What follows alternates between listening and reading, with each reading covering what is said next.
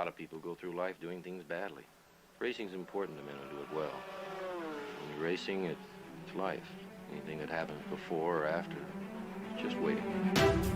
Matt Williams got a brilliant start from the third row of the grid. He's gone, he's hit him, he's straight off at the chase. A half-second lead. Oh, with the sizzling car in the background. He has it. Oh, he's round on the last lap. There's a massive accident. Next to the inside, what a move, what a move.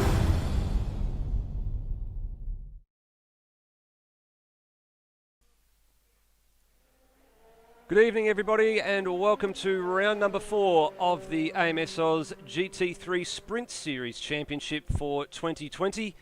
We are halfway through this very unique 6-round series, and we return to home soil, to the Phillip Island Grand Prix circuit, the southernmost circuit in Victoria, and a little picturesque piece of paradise that, if you haven't had the chance to go, you certainly have to go. At the head of the standings, at the moment, it's a 2-horse race.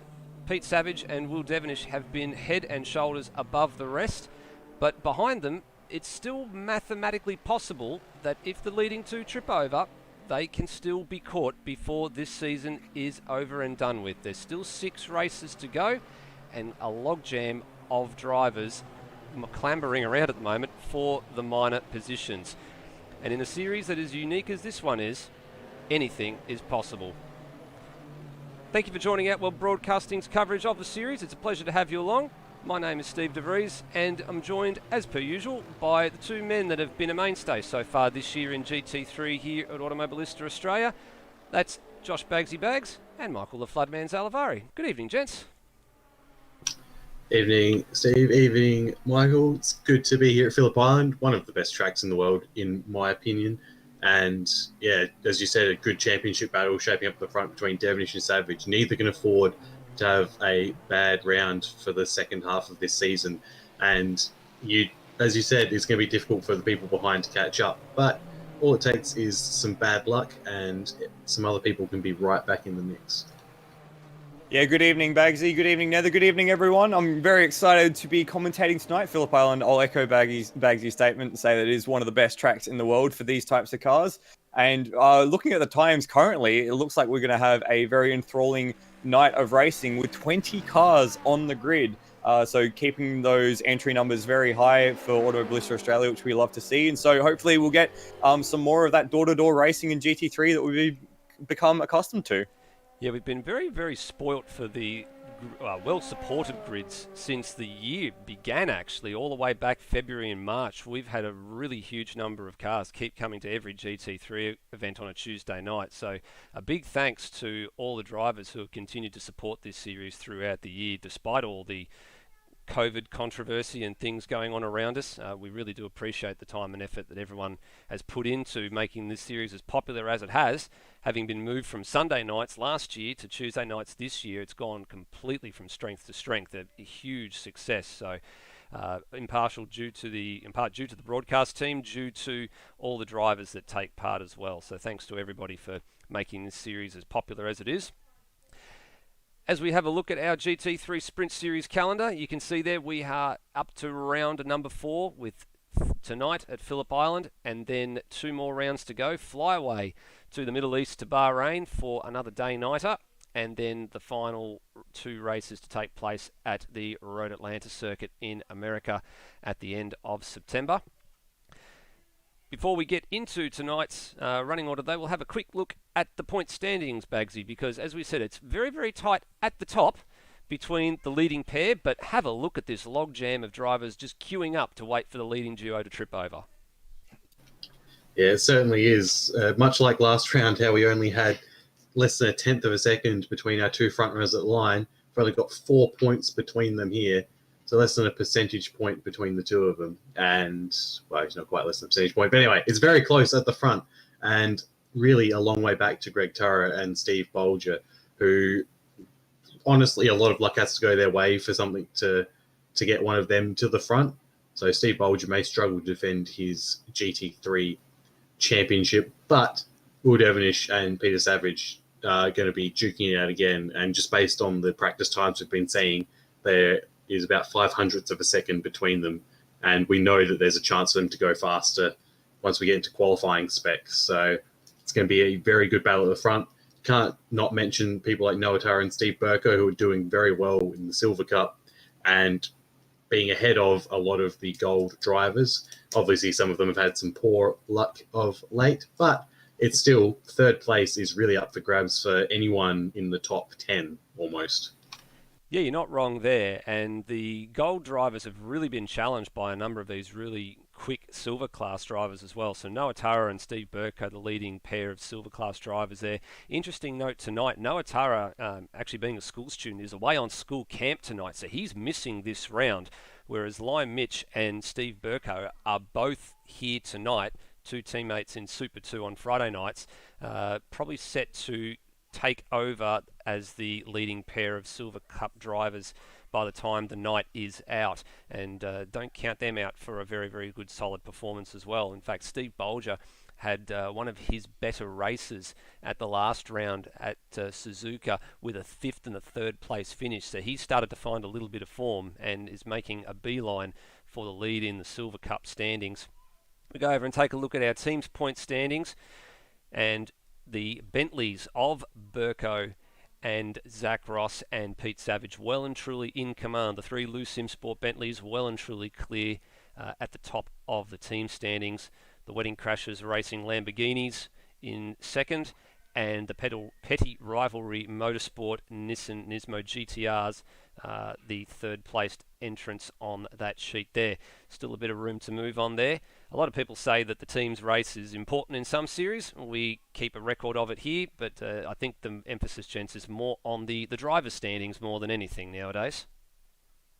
Yeah, it's very difficult with the team standings, especially with teams of differing number of members, and depending on attendance, depending on who's around, depending on the quality of the team. Like for example, the Loose Sim Sport team is 3 quality drivers with Peter Savage, Zach Ross, and Steve Burko, and so they're able to consistently hit those mid top 10s to keep them getting points. Whereas Will Devonish's Wedding Crashers team struggle a bit with the supporting roles. Hans has had a few good races, but Brian Walsh not quite up the pointy end enough. So Will definitely has to carry that. So it's a bit of a mix and match with the teams, but certainly the drivers' standings is really what we're focusing on this series so far. Yeah, it's been the one that enthralls everybody from the minute we go racing, is to see who's where on the point standings, and it's always all about the drivers. A little bit of a look into the race information for tonight's round, and well, what can we say? It's a beautiful 4.5 kilometre ribbon of tarmac in the south of Victoria, and plays its fair share of the motorsport role in Australian motorsport. Everything from MotoGP to supercars to local state racing, and even got a number of. It's got a unique thing about the sprint races that they do for the Pyack and the sprint series that they put on each and every year, and also has a lot of track day stuff that goes on there as well. The BMW driver experience is down there. Highly recommended if you get a chance to go and do that. It is very, very much worth it. But it really hasn't deviated in its layout for the better part of the last 20 to 30 years. Couple of minor improvements over the in the early 2000s with the pit lane changes to the pit entry and the MotoGP pit exit being brought into being.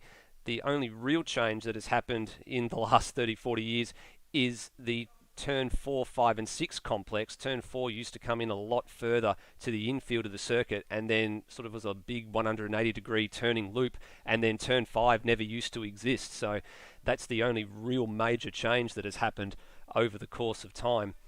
2 30-minute sprint races tonight. If you haven't seen this format before, it is a 2 30-minute sprint race affair preceded by a 1-lap shootout qualifying session for each race. And we expect we're going to get about 22 laps in for a race distance, and that is based on the timing as well. So they'll get the white flag at the end of lap 21, and then lap 22 will be the checkered flag on display. So it is a very, very unique bit of tarmac, this, gentlemen. It's got a lot of elevation change. It's got uphill, down dale. It's got a big mix of high to medium to low speed corners. you've got to have a car that handles well here, and you've got to have your wits about you because there's grass and gravel trap runoffs everywhere. It's definitely one of the few remaining circuits that has been essentially untouched by the large tarmac runoffs we see at a lot of places. Partly, I believe, due to MotoGP being a series that runs there, and they prefer the gravel runoffs at the moment still, I believe.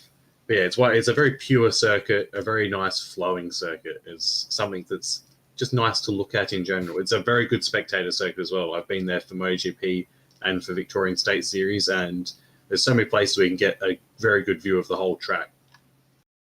Yeah, it is a beautiful circuit. GT3, of course, has held a few events here. It's part of the GT3, the Australian GT Endurance Championship. Last year, I think, won by Jeff Emery and Garth Tander around this track. The track record in a GT car is held by Jack LeBrock with a 27-1. We're not quite going to hit those numbers tonight. Top of practice at the moment is the 28-2, so not quite that quick yet. But because of the flowing nature of the circuit, the GT cars are actually quicker around here than a V8 supercar to the tune of about 2 to 3 seconds. So these are some very quick cars going around this circuit, and it's a beautiful circuit for these cars to drive around. Yeah, and the one good thing about being down at Phillip Island too, being a 360-degree circuit, you can stand virtually anywhere on the tops of the buildings in the infield, and you can get a view of just about everywhere. And the only real parts of the circuit that end up being obscured from the top of the pit complex is turn 2, because of where it lines up with all the trees going around that part of the circuit, and the same up and over the back, which is turn 7 and turn 8.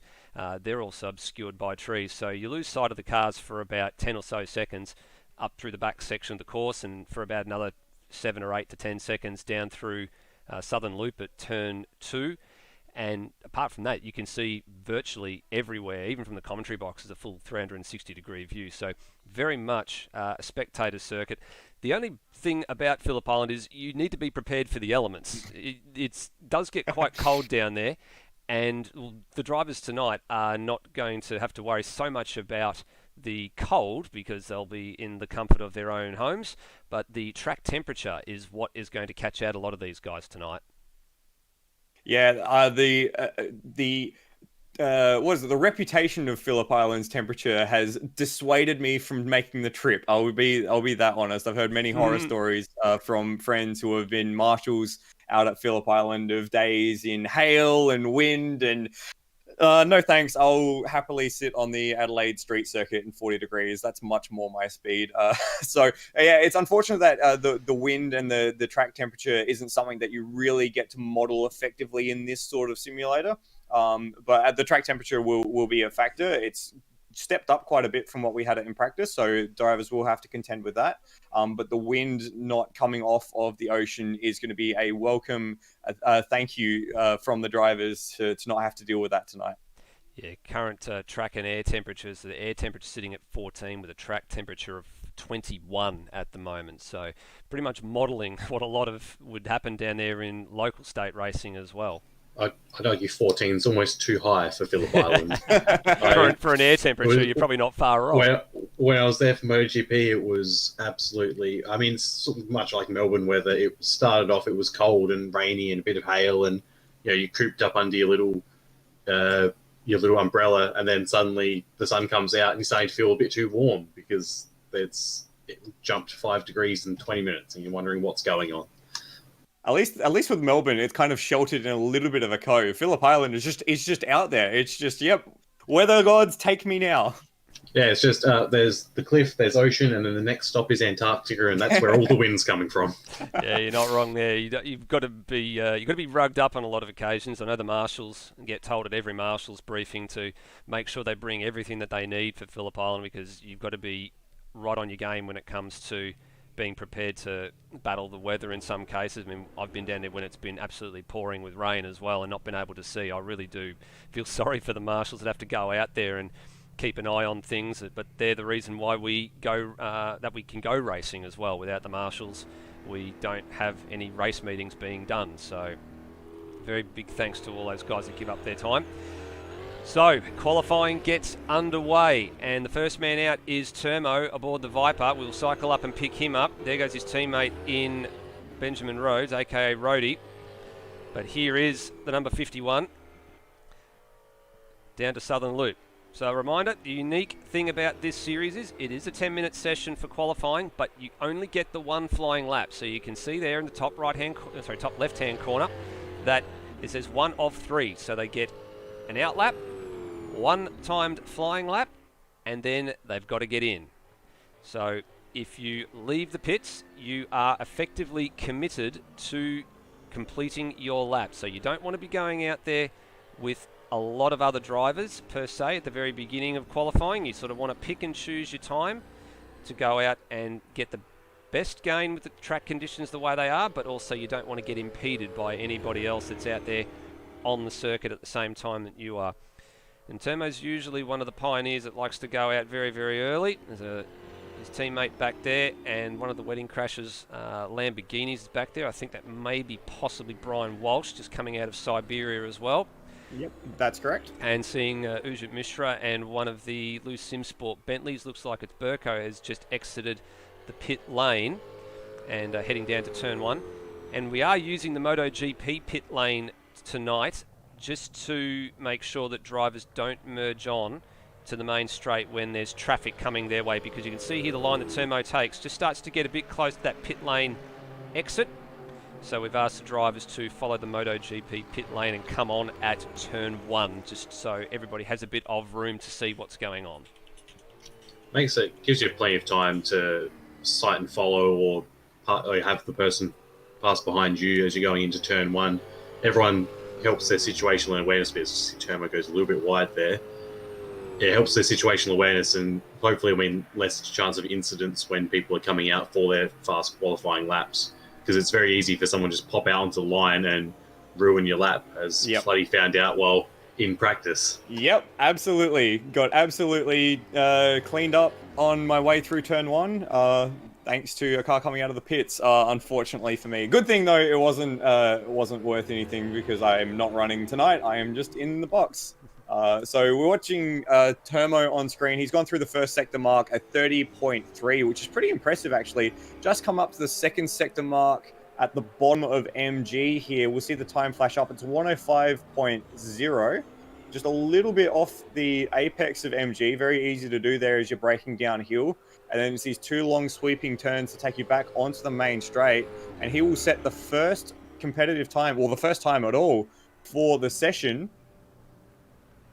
Left a lot on the table there through the last corner. Didn't quite get the apex on the inside and didn't use all the road in the exit. But he sets a 30.1. So a pretty impressive time from the Viper to start off with.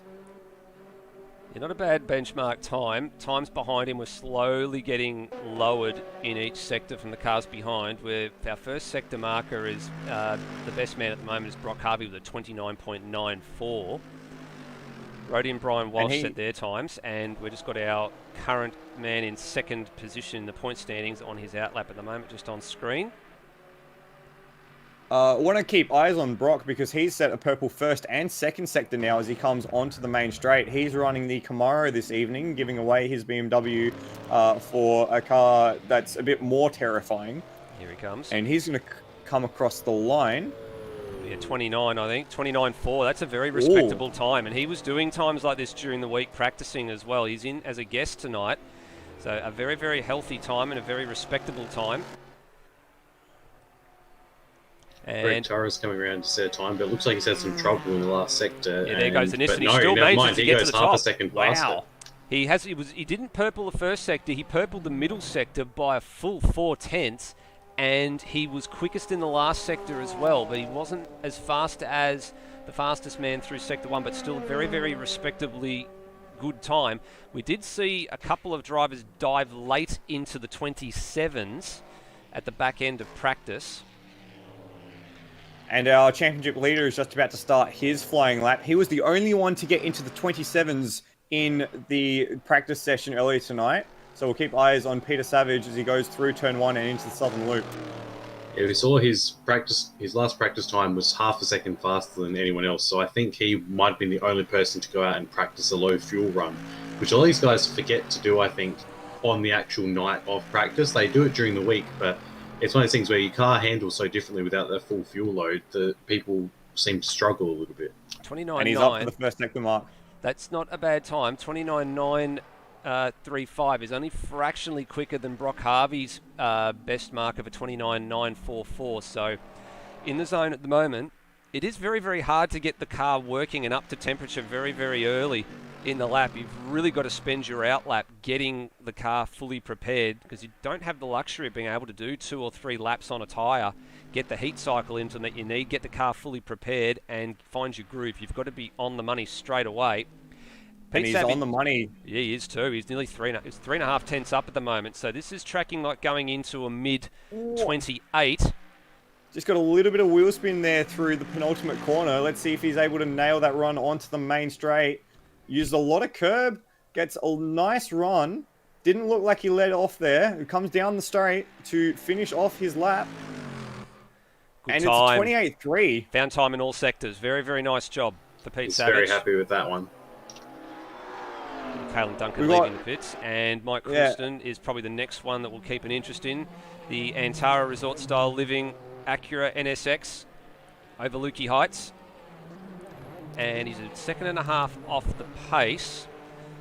With the limited numbers that have set laps so far, he'll drop somewhere in around Brock Harvey and Termo. And there are plenty of quick guys still to come. Will Devenish and Lewis Wedding and a few others that were at the pointy end of the standings are still to set their laps. We got Steve Bolger coming onto the main straight now. He's about 8 tenths away. Yeah, he set a comparative first sector to Pete, about 8 tenths down the second sector. Here comes Bolger now. This is going to be probably a 29 high. No, it's a 29.4, so he goes into P5. Fifth. And Will Devenish has just started his lap as well. Yep, there he goes. We just And saw him Ryan flash Mitch across is the screen. also out as well, coming through sector 1. Only 3 hundredths off of Peter and through the first sector for Line Mitch.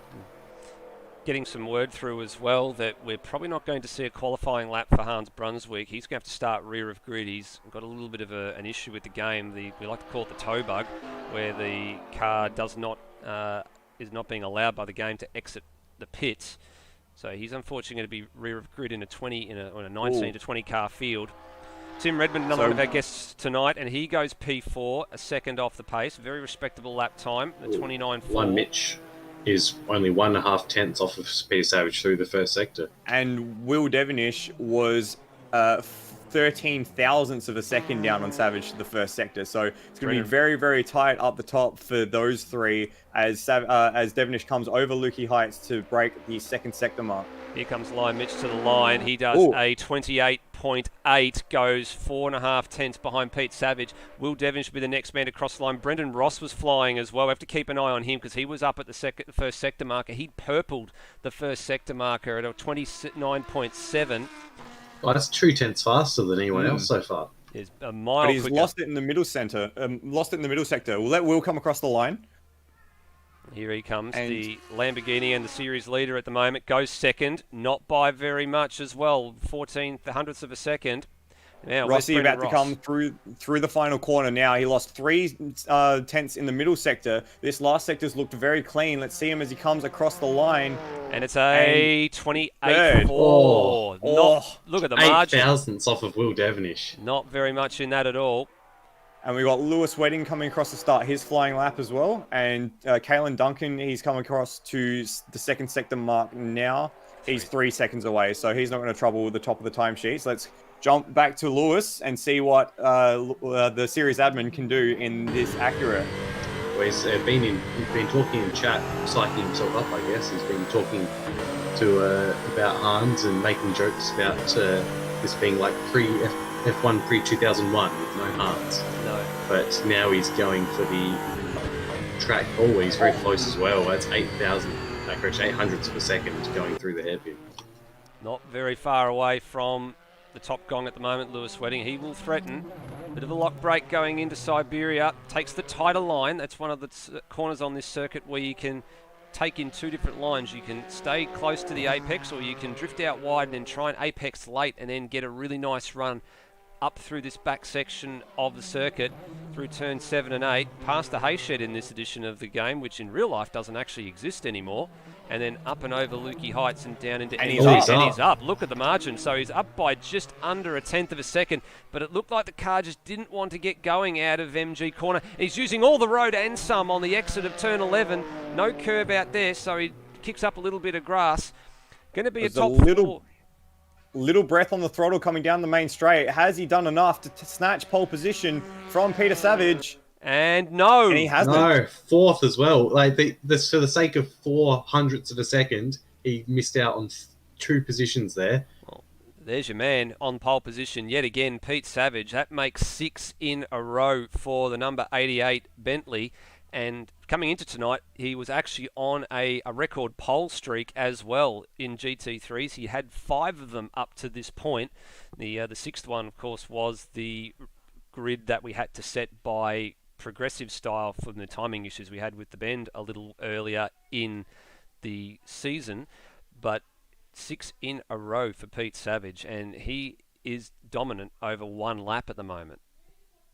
Yeah, he seems to have that Bentley absolutely hooked up, and it's a little bit, not quite a surprise, but it's a definite change from the GT3 World Series, which saw a variety of pole sitters, the Lamborghini in particular being very strong, with both Will Devonish and Steve Bolger being strong in the Lamborghini. But yeah, Savage has just managed to get that Bentley to do things that no one else is able to match at the moment. A 10th clear of the field, a little closer than what we might have expected, but that spread between Devonish, Ross and Wedding for the second, or the rest of the first row and the second row, very, very close between those 4. It's unbelievable stuff. And then you go 1 second behind is Tim Redmond in 8th place. So the top 7 cars within a second. Redmond 1.004 away from pole position, and there's a good mid-pack battle as well, with a lot of drivers very, very close in that mid-pack there, between about 8th and 13th, 14th, only separated by another second. So very, very tight grid. Hopefully that promotes very, very tight racing. Yeah, I hope we're looking forward to a very, very good race tonight as well. We have seen a couple of close ones. We did have one of the very closest finishes at the last race as well. The equal second closest finishing margin in GT3 history for AMS Oz last time out at Suzuka in one of those races. I'm pretty sure it was race 2. It was 0.094 was the finishing margin at the line. The record finish actually goes to Brenton Foley and Lewis Wedding at Spa, where they were at, I think it's 0.86. So we have seen our fair share of close finishes in some of these GT3 races, and I think we'd be salivating if we got another one tonight, Bagsy. Yeah, and there's every chance it can happen as well in this final section of corners here. If you're just a little bit behind someone and you give them that slight, just a tiny nudge into the final corner, then you can just loosen them up that little bit and get alongside and try and out-drag them to the line. We'll see what happens if the stewards will smile favourably on that or not, but you got to try, especially if it's for the race win. You're not really going to give up on that chance. No, definitely And not. another thing to note as well, so to jump over the top of you there, Nether, is that the start-finish line, the control line, is all the way down the straight. It's past the very end of the pit lane, so there is a lot of straight there that you can use if you get a run on someone. So it's going to be, well, hopefully we'll see some MotoGP style drafting down that straight in the closing laps. It might even be a closer finish than what we had last week. Yeah, if you can look on your graphic there, where you can see the GT3 Series logo and the Antara Resort Style Living logo on the overpass, that is roughly where the start-finish line is, almost approximately halfway down the main straight. It actually sits just opposite the commentary box, which on your graphic there is that house little building that's on the right-hand side, just at the top, and we get a perfect view from there. And we've seen quite a few good finishes in real life at Phillip Island as well, even so much to say as last year we saw a dead heat in the Formula V trophy race at Island Magic, which celebrates its 30th year this year down at the island as well. We're hoping to see the action get back to normal a bit later on in the year in November. Hopefully everything goes our way, and we'd love to see as many people down there as we can. But you're right, gents, you've got to get a long way down this front straight to get to the start-finish line, and there very might well be a last lap pass coming out of the final corner. If you're close enough, if you can beat your opponent, you don't even have to unsettle them. You can even get a nice run off, just hang back a little bit, pick your marker a little bit later, get on the power a little bit earlier, and potentially out-drag your opponent from the last corner to the line as well. It's that far down the front straight. Yeah, it'd be an absolute classic MotoGP style finish if that were the case, wouldn't it? Yeah, we see one of them recently as well. It was everything is out dragging to the line. That's probably been one of the best things about this year. I think MotoGP and the drama it delivers round on round. And I'm a bit disappointed that we're not going to see it at the island this year because it delivers some phenomenal racing. It does. It'll be interesting. You were saying about slipstream. It'll be interesting to see how much the slipstream effect does help people down the main straight here, because we haven't seen cars running too close together through practice. And in qualifying, everyone's trying to find their own place to set their laps. I think, Floody, you obviously had a bit of a run in practice before. Did you notice anything in terms of the slipstream? I didn't quite get close enough to really use the slipstream, but I'm just looking now at the permanent server top speed, the speed traps at the end of that main straight, and there's a significant difference between the likes of Peter Savage and Steve Bolger, for example, and Will Devenish, Liam Mitch, and Hans Brunswick. So we're talking 4 or 5 kilometers per hour different in peak speed. So it might be the case that getting a run onto the main straight could result in a pass, especially if the likes of Devenish get the run on Peter Savage. Now, that might be like a setup difference or a turn-in point or breaking point difference. So it might be interesting to see if, for example, just as a hypothetical, if Devenish gets the whole shot, can Savage actually make that pass down the main straight if he hasn't got the top-end advantage? So that'll be something to keep an eye on as well. We might end up with a bit of a trapped fast car, unable to really pass, because if you keep the momentum up around this track and if you don't make any mistakes, it isn't the easiest place to pass at. There's only really 2 major opportunities, and that is into Honda Hairpin and MG. You can't really chuck it down the inside at turn 1, despite what some drivers will tell you. And there's not really that much of an opportunity around the top end of the circuit either. So it could be a bit of a challenge if one of those more downforce orientated cars loses out at the beginning. Yeah, you're not wrong there. You've got to be really, really super committed if you want to throw it up the inside at turn 1, and you've actually got to get the pass done early. If you don't get the pass done early in turn 1, you're relying on the car you're passing on the outside to give you some space. But if they hang around the outside there, then they'll have the line for the next turn at Southern Loop, and they can then run you out a bit wide and keep you out there and retain the place. If you're brave enough, and we did see this happen on a couple of occasions that we've been to Phillip Island in the past here at AMS Oz with the TCR cars, you can actually hang it around the outside at turn 1 as a passing opportunity and then be on the correct side for turn 2. So effectively cutting off the avenue of your opponent not being able to fight that position back, and then you are not the one forcing them wide at turn 2 when they were basically just trying to defend the inside line, thinking you were going to send it up the inside. But it takes a very brave driver to pull that move off. Yeah, I'm terrified just at the sound of it, to be honest. I've done it, and I've done it successfully in TCR, but it's not an easy move to do. It's a very difficult maneuver to pull, and you've got to be super committed. The good thing about turn 1 is you can just see it on the graphic here. It does camber in to the right-hand side, so there is a little bit of road holding because it is a very, very fast turn. It does take a huge amount of commitment to pull a move off. We just got some cars coming out on track for the warm-up session. Importantly, Hans Brunswick is out on track. He's been able to get into the game. And Glenn Miles has also joined the server. Unfortunately, it appears that we've lost Ujit Mishra from the server. I believe that may be why we had the warm-up restarted to give him time to get back in. Yeah, I believe so. That's the case. Hopefully we'll be seeing the Porsche back on the grid, because it's really a GT3 grid without any Porsches, guys. Is that possible? I mean, it's a better grid without the Porsches. My dislike for Porsches has been raised before and doesn't need to be gone into again.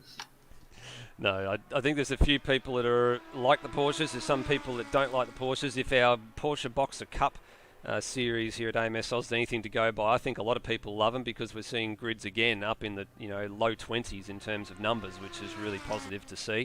They are excellent racing cars. I just don't like to drive them myself. Now, I've got a few comments coming through in the live chat. There's a few people hanging out for the announcement of the Super 2 track this Friday. Don't worry, gents and ladies, it is coming. It is just going to be a little bit longer. We're not going to drag it out too much longer, but we will make that announcement between the end of race 1 and qualifying for race 2. So I know there's quite a number of people that are hanging out waiting to know what this circuit is. Nobody's got it yet. Not anybody's even close. But the keywords that were given away, or the clues that were given away, were that it was in the Southern Hemisphere, it's an active race circuit, and the circuit was short enough that it meant that we were going to have to run 3 races on Friday night. So that gives you some clues. So it's going to be something about the length of Barbagallo, but it's in the Southern Hemisphere, and it's an active track, and I can tell you now, we have not been there before in AMS Oz, so we're not going back to any of the tracks that we've run previously. So get your thinking caps on. It's not Lakeside, and we're not going any further than this. So is it time to play Guess the Track while we wait for them to go to the next session? No, it's not going to be. We're not going to play Guess the Track, but we'll let everybody get their thinking caps on.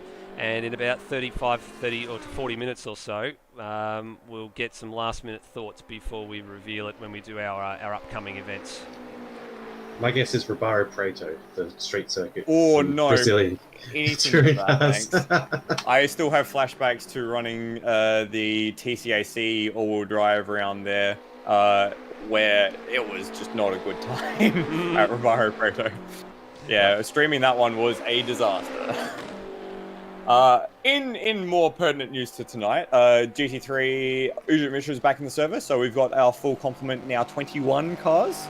Yep. Normally through this session we'd see people practicing the pit lane entry and exit, but we're not expecting any pits throughout this race.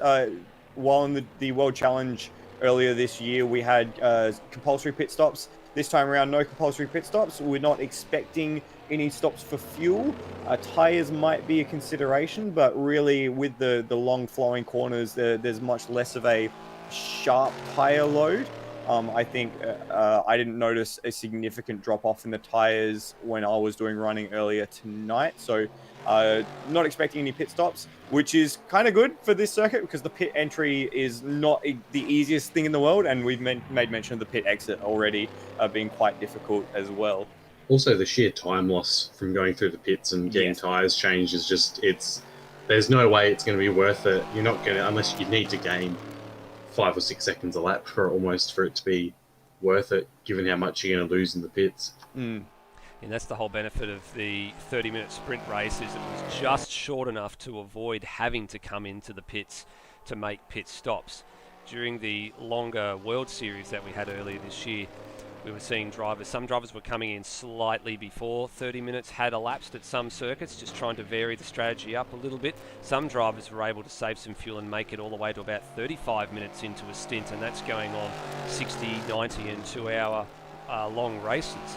So taking that pit stop out of the equation, it's essentially just get in the car, drive it as hard and as fast as you can for 30 minutes and plus 1 lap. And taking out the safety car and then taking the fuel multiplier away as well means that there's really no need to stop unless you've got damage that's basically affecting the performance of your car and the handling of your car, and then you come in and get that done. And then you have an opportunity in the second race to go out, qualify again, and try and recover from having bad race 1. It's not like the progressive grid style format where it puts drivers at the back of the grid up toward the front of the grid if they perform well, or drivers at the back of the grid, the front of the grid if they perform bad, going to the back of the grid. It gives a bit of an easier path, I guess, for people to have another chance if they get taken out accidentally through no fault of their own. One day, I think a AMS Oz series that had only like reverse championship order for every race would be an interesting one to see who's the best at picking their way through a field. Oh, well, that answer is certainly Will Devonish if current, Yeah, from his current form self, is anything to go by. his self-enforced. Yeah. Yeah. We've seen him do some amazing recovery drives, both in GT3 World Challenge and in the Porsche Cup and in Supercars and in TCAC. So hopefully you won't have to contend with that tonight. He is starting off the front row of the grid, so much less traffic to deal with. But he will be on the inside for turn 1, it looks like. So he might not even have to worry about traffic. Unless he pulls a Spielberg and spins at the first corner like he did then. Now, don't be fooled, We'll be everybody. hoping. The grid is not that close in real life. It is a rolling start tonight as well. So the cars will be a little bit more spread out coming to the stripe to begin the race. And they will not go racing when the green flag drops. They do have to wait until we get to the start-finish line. And then the leader will lead the field away. So they've got to stay in formation. Now, we're going to be keeping an eye out to make sure that there's no real drivers out of any bad position. But, Bagsy, let's take a look at this grid, 21 cars strong.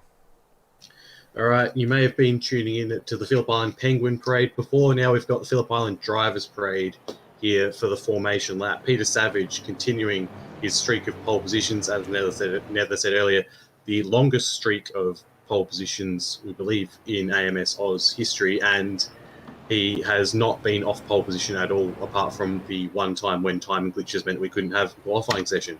Will Devonish, the other championship contender, they're 1 and 2. It's all you could ask for.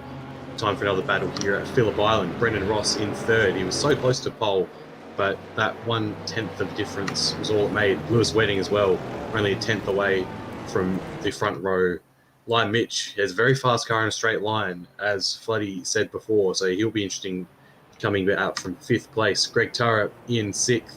Son Noah Turra not here today, so he may be able to put some points on his young son. Steve Burko in 7th. Tim Redmond in 8th in the McLaren. Brock Harvey's brought the Camaro out.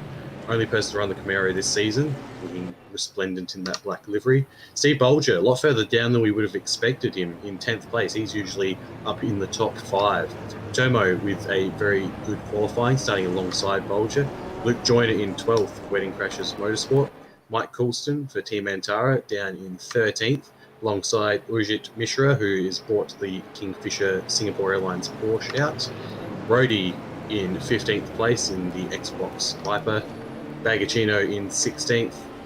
Duncan in 17th. Brian Walsh, also Wedding Crashers Motorsport, in 18th. Manuel Centino in 19th. Hans Brunswick, who was unable to qualify due to a glitch, in 20th.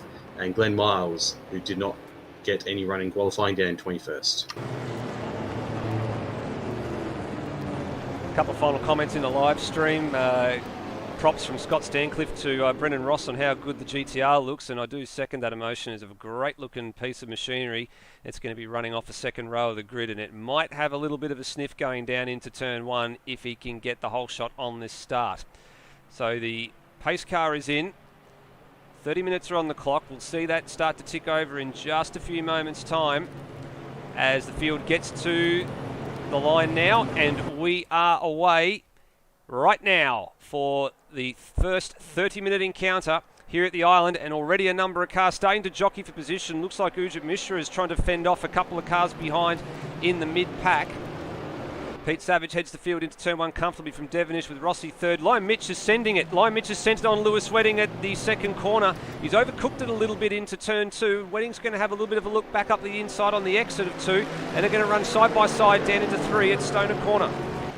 Well, Bulger's wide in the background. He's dropped all the way to last, getting on the grass there. That is very unfortunate for him. Bad to worse. Yeah, he's gone. Mitch managed to hold himself around the outside of Stoner Corner and takes the position. But Peter Savage has gone wide at the head of the field. He's dropped down now to 3rd, just ahead of Lime Mitch, and that's given Will Devonish and Brendan Ross the top 2 positions. So it's now Devonish, Ross, Savage, Lime Mitch, and then Lewis Wedding, and someone else was wide in the background there. That looked like Steve Burko. That's have a look and see what happened to Pete Savage. He do this all on his own coming through all on in the his braking own. zone. So he was being pressured by Devonish, just stuck to his line. Devonish had a bit of a look at the inside. I think Bolger's seen it, left him some room, but just too much speed around the outside of turn 4, and he had to take to the grass. In real life, where he would have gone would have been where the MotoGP long lap penalty box is in real life. Unfortunate that we weren't running that area then. Would have given him a bit more grip on the tarmac, but he's slotted into third, and that's allowed Will Devonish to jump away at the head of the field, completing the first lap tonight. It is Will Devonish from Brendan Ross, Peter Savage, Lewis Wedding and Lime Mitch. Going to go side by side down towards the first corner. Wedding has the outside line, and just behind them as well is Tim Redmond in the McLaren. Wedding, it gets hung up high and dry there, and Redmond goes straight through, Redmond. and he's going to go through again. What a move by Redmond down the inside at turn 1. Took full advantage of Wedding being off the apex of the corner. A little bit of bumping from Lewis Wedding now on the return serve. I was about to say Redmond had a really, really good start. He was up 2 spots at least. It was up 3 spots for a brief moment. I'd like to go back and have another bit of a look at that move if I could, gents. Oh, he's going for it into the hairpin. Oh, he's gone too far. That's unfortunate. Oh, and Tara's round. Add Wedding's round. Just looking at Redmond's move down the inside where Wedding was wide there. I think there might have been a touch there between Wedding and Taro, just as Wedding checked up to allow Redmond to go through. And that might have been what spun the 2 cars around. Well, let's go back and have a bit of a quick look at this one as well. We just missed that while we're looking at Redmond's replay of his move down at turn 1. Here's Lewis Wedding. So Redmond was on the attack down the inside at 4, committed too early. Oh yeah, and there was a bit of a serve from Greg Tara behind on the Antara Honda NSX. And there was a little bit of checking up going on as well with the rejoins as well. So getting it a little bit hot there, Greg Tara, and a little bit of a bump. And moves Wedding down the order to 8th.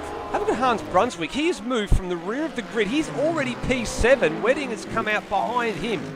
Brunswick has had a massively good run through the traffic on the opening 2 laps.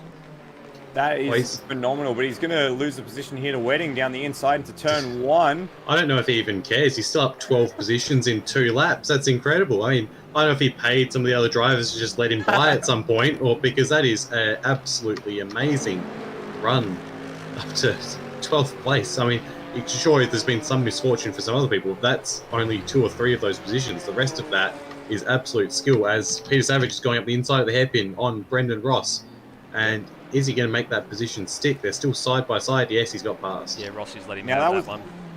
That was important for Savage there, because the gap at the front is already 2 seconds. Devonish was a 1.5 seconds quicker than Ross and Savage that last lap around. So that gap has stretched away, and with the misfortunes behind as well, that's left this top 4 quite a gap ahead of the rest of the field. So if Savage wants to keep the pressure on for Devonish and keep this championship fight going to the wire, he needs to get onto the back of that Lamborghini in short order. Yeah, and Will is starting to put together some really good sectors as well. He's done a 29.9 to the first sector, 34.5 in the middle, which is not the fastest sector we've seen in the second sector. That kind of goes to Lewis Wedding, but he is trying to stretch away at the front. He's got 2.5 seconds at the moment.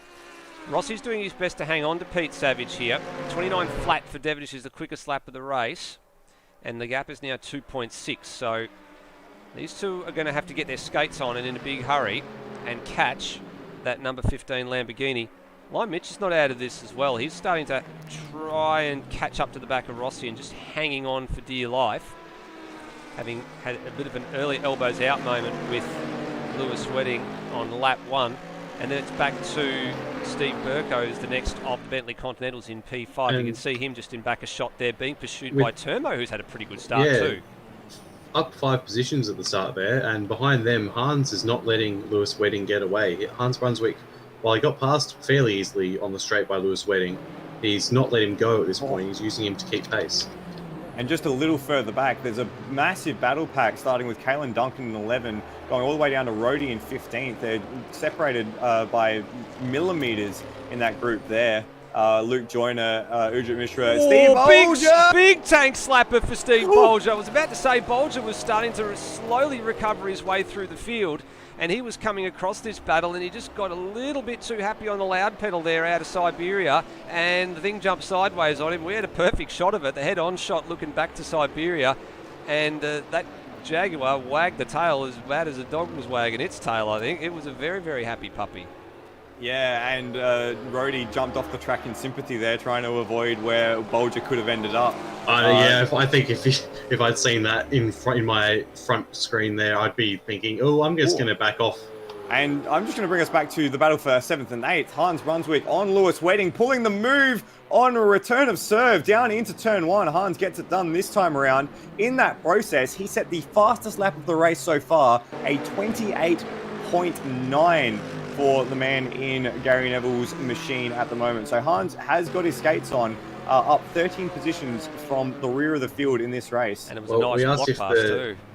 Yeah. We asked if the slipstream would be effective, and I think the answer is yes. If you can get into that slipstream and you have the top speed, you are going to do well. So it could be down to a gearing thing here, as it looks like Hans has just let...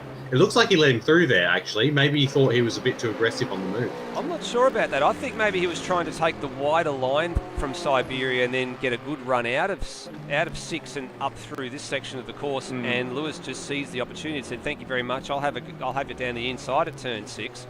Maybe he just really likes passing Lewis and wants to do it again. Maybe. Look, it's out of control going down. Oh. He's managed to pull it up. It's interesting. I was just having a quick look at the lap times last lap around for this pair, and the two of them together are faster than anyone else on track. Hans had the purple first and final sector, whereas Lewis had the purple middle sector. So they might actually be trying to use each other to get onto the tail of those ahead. Look at the fast laps coming in as well. Immediately, as soon as Devonish decided to pump in the fast lap, it was bettered by Savage to the tune of about a 1/10 and a half. So already Pete Savage realising the importance of needing to catch up to that Lamborghini out front.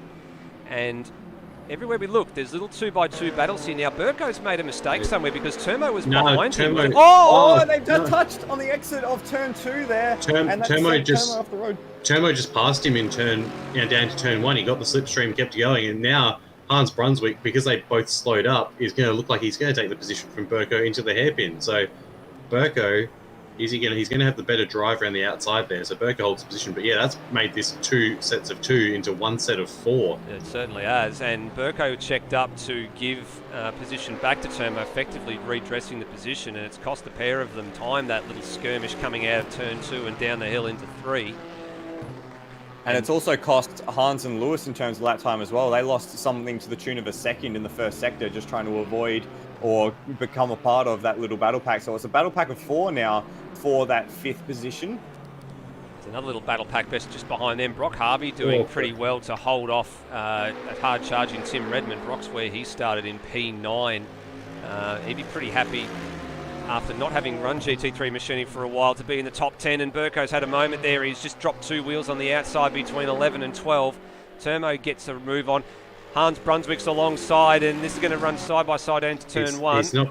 He knows that he's not going to get that outside run though, so he's pulled out of that one very early. Yeah, gave him track position, just discretion, the better part of Valor there. Set up a move somewhere else on the lap, but that's allowed Turmo to escape for just a little bit longer.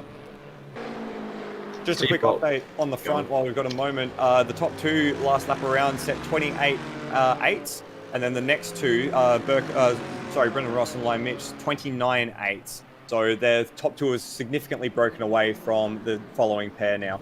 Only 4 thousandths between the top 2 on that last lap. It shows how these guys are just close in every single aspect of this championship. Any little ascendancy that you can have is very, very paramount at this particular juncture, isn't it? Just being the lead car, if that's the kind of lap times you're doing compared to your rival, just any little mistake in a situation like this is magnified. 100%. And the finer margins are really showing the quality of these two ahead of the field as the battles rage on behind.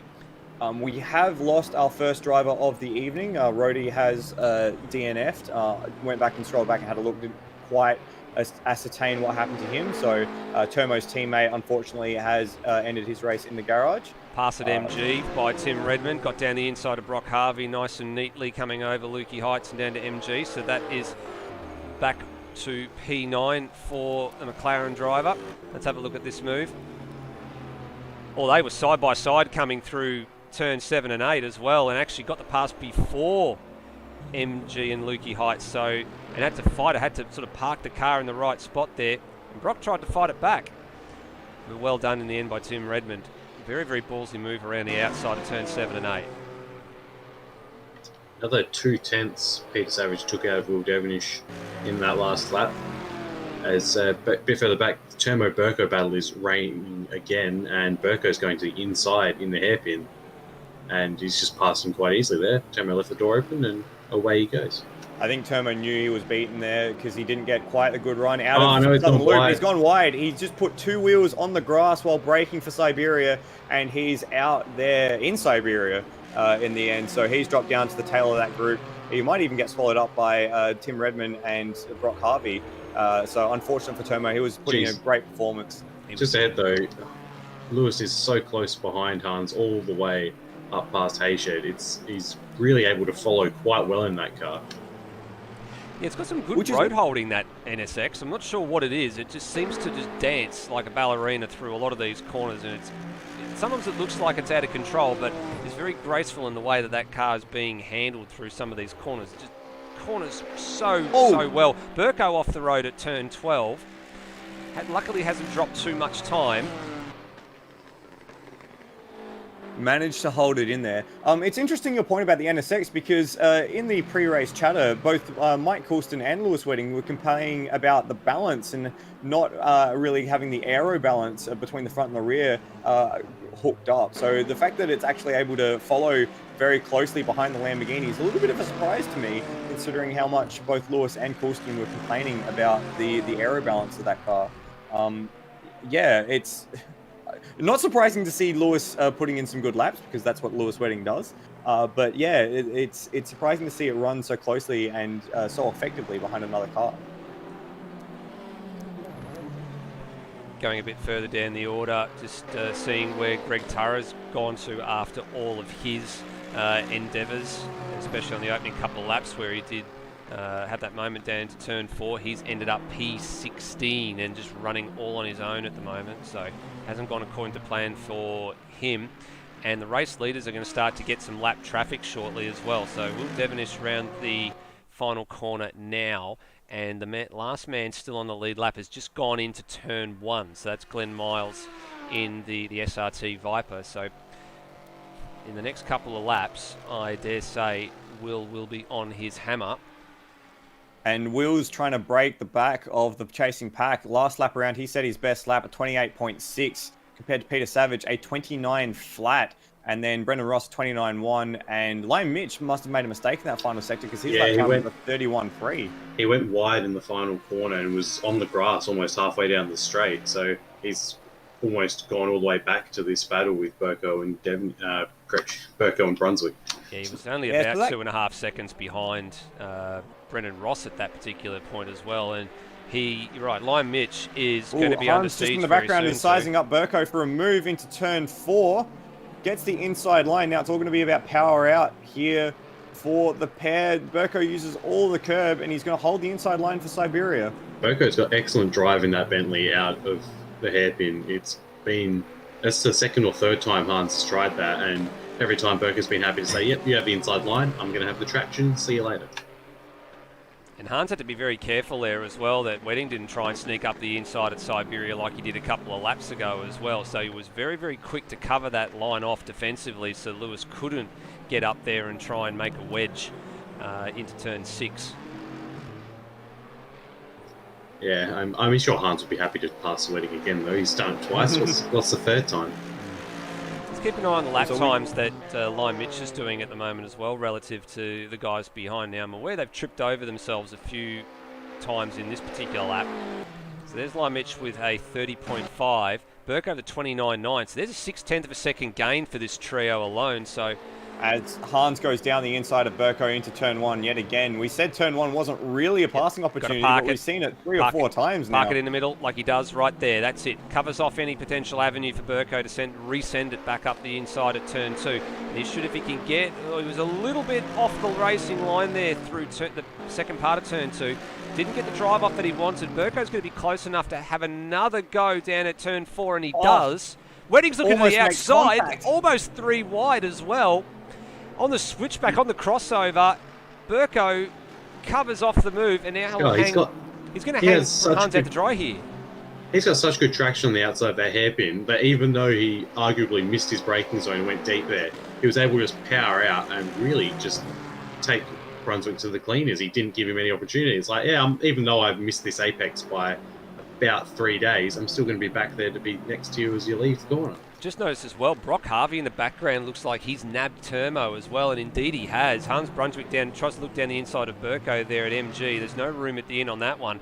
And Brock Harvey has taken that Camaro up to P8, started P9, and look who's just ranged into the background of him. Steve Bowl just got himself back into the top 10. Well, we must have missed something that happened to Tim Redmond there. He must have gone off onto the main straight because he had a very slow lap time last lap around. Burko's getting a bump draft down the main straight, and it's got Wedding past Brunswick, and now he's looking to get past Burko as well into the first corner. He does. This is a 2-for-1 for Lewis Wedding. Super committed at turn 1 as well. And he's going to do is he going to do the Hans Brunswick trick? No, he doesn't quite park it in the middle, but he didn't need to in the end. But that is bump drafting his way up 2 positions there for Lewis Wedding. That was brilliantly done.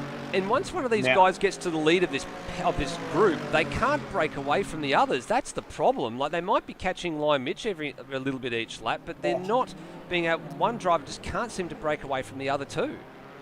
I thought Burko was going to throw it down the inside there and try and do the block pass, but Wedding has prevailed and might have an opportunity to stretch away just a little bit. I think the Bentley in particular, Bagsy was making a point about its corner exit drive. I think that might be giving it an advantage at the top end as well. So Burko has been able to keep it fighting through the faster sections while being a bit more vulnerable in the slower sections. But maybe now with Lewis ahead, he might be able to stretch away down the main straight. He dragged that front right tyre the whole way into MG, did Lewis Wedding, but he seems to have got a car length and a half coming out of that slower section and onto the main straight now. So we might actually see Wedding try and make inroads into the gap to Lime Mitch just ahead. We saw him looking, he's trying to break that slipstream because clearly been very powerful. We saw him not able to get away from Brunswick before. Is it going to happen again? Because look how much they've gained on him just into that first corner. Yeah, that's a little XL trick that we've seen a few people do at Phillip Island in real life. Move all the way over to the pit lane wall very, very early. Try and break the toe. He's gone wide. He's outbraked himself at Southern Loop and he lets the two of them through. Catastrophic mistake for Lewis Wedding there. Just overcommitted a little bit too much into the braking zone at turn 2. Behind them as well, looking at the group behind, Brock Harvey's still doing a remarkable job to hold off the advances of Turmo and Steve Bolger behind. Let's go and take a look at this battle. Here it is coming through Stoner Corner now, fastest part of the course. Turmo's going to throw it up the inside at the hairpin. And can he get the car stopped? He's gone way too deep. Way too deep. Bolger's going to go through on the inside here. No, he's not actually. Once again, that pickup on the outside of the corner as well is so much better. And Tim Redmond's coming as well. For whatever mistake that he made, he is going to start to rejoin this group very, very quickly. If we have a look at where he actually made his mistake, it was back on lap 10. He had a 1:36, and that was all lost in the final sector. So he had must have had an off on the outside of turn 11 and 12. I think it would have been turn 12 because he had a very slow first sector the next lap around as well. So he probably just went wide at the final corner and had to drag that car down the straight, losing a few kph. But he's coming back into view for this battle for the minors. While that front... I thought I saw a bit of smoke there. I thought Bolger was about to go around. I had to cut back to have a look to see what was going on. He must have just got a little bit of a drift on there.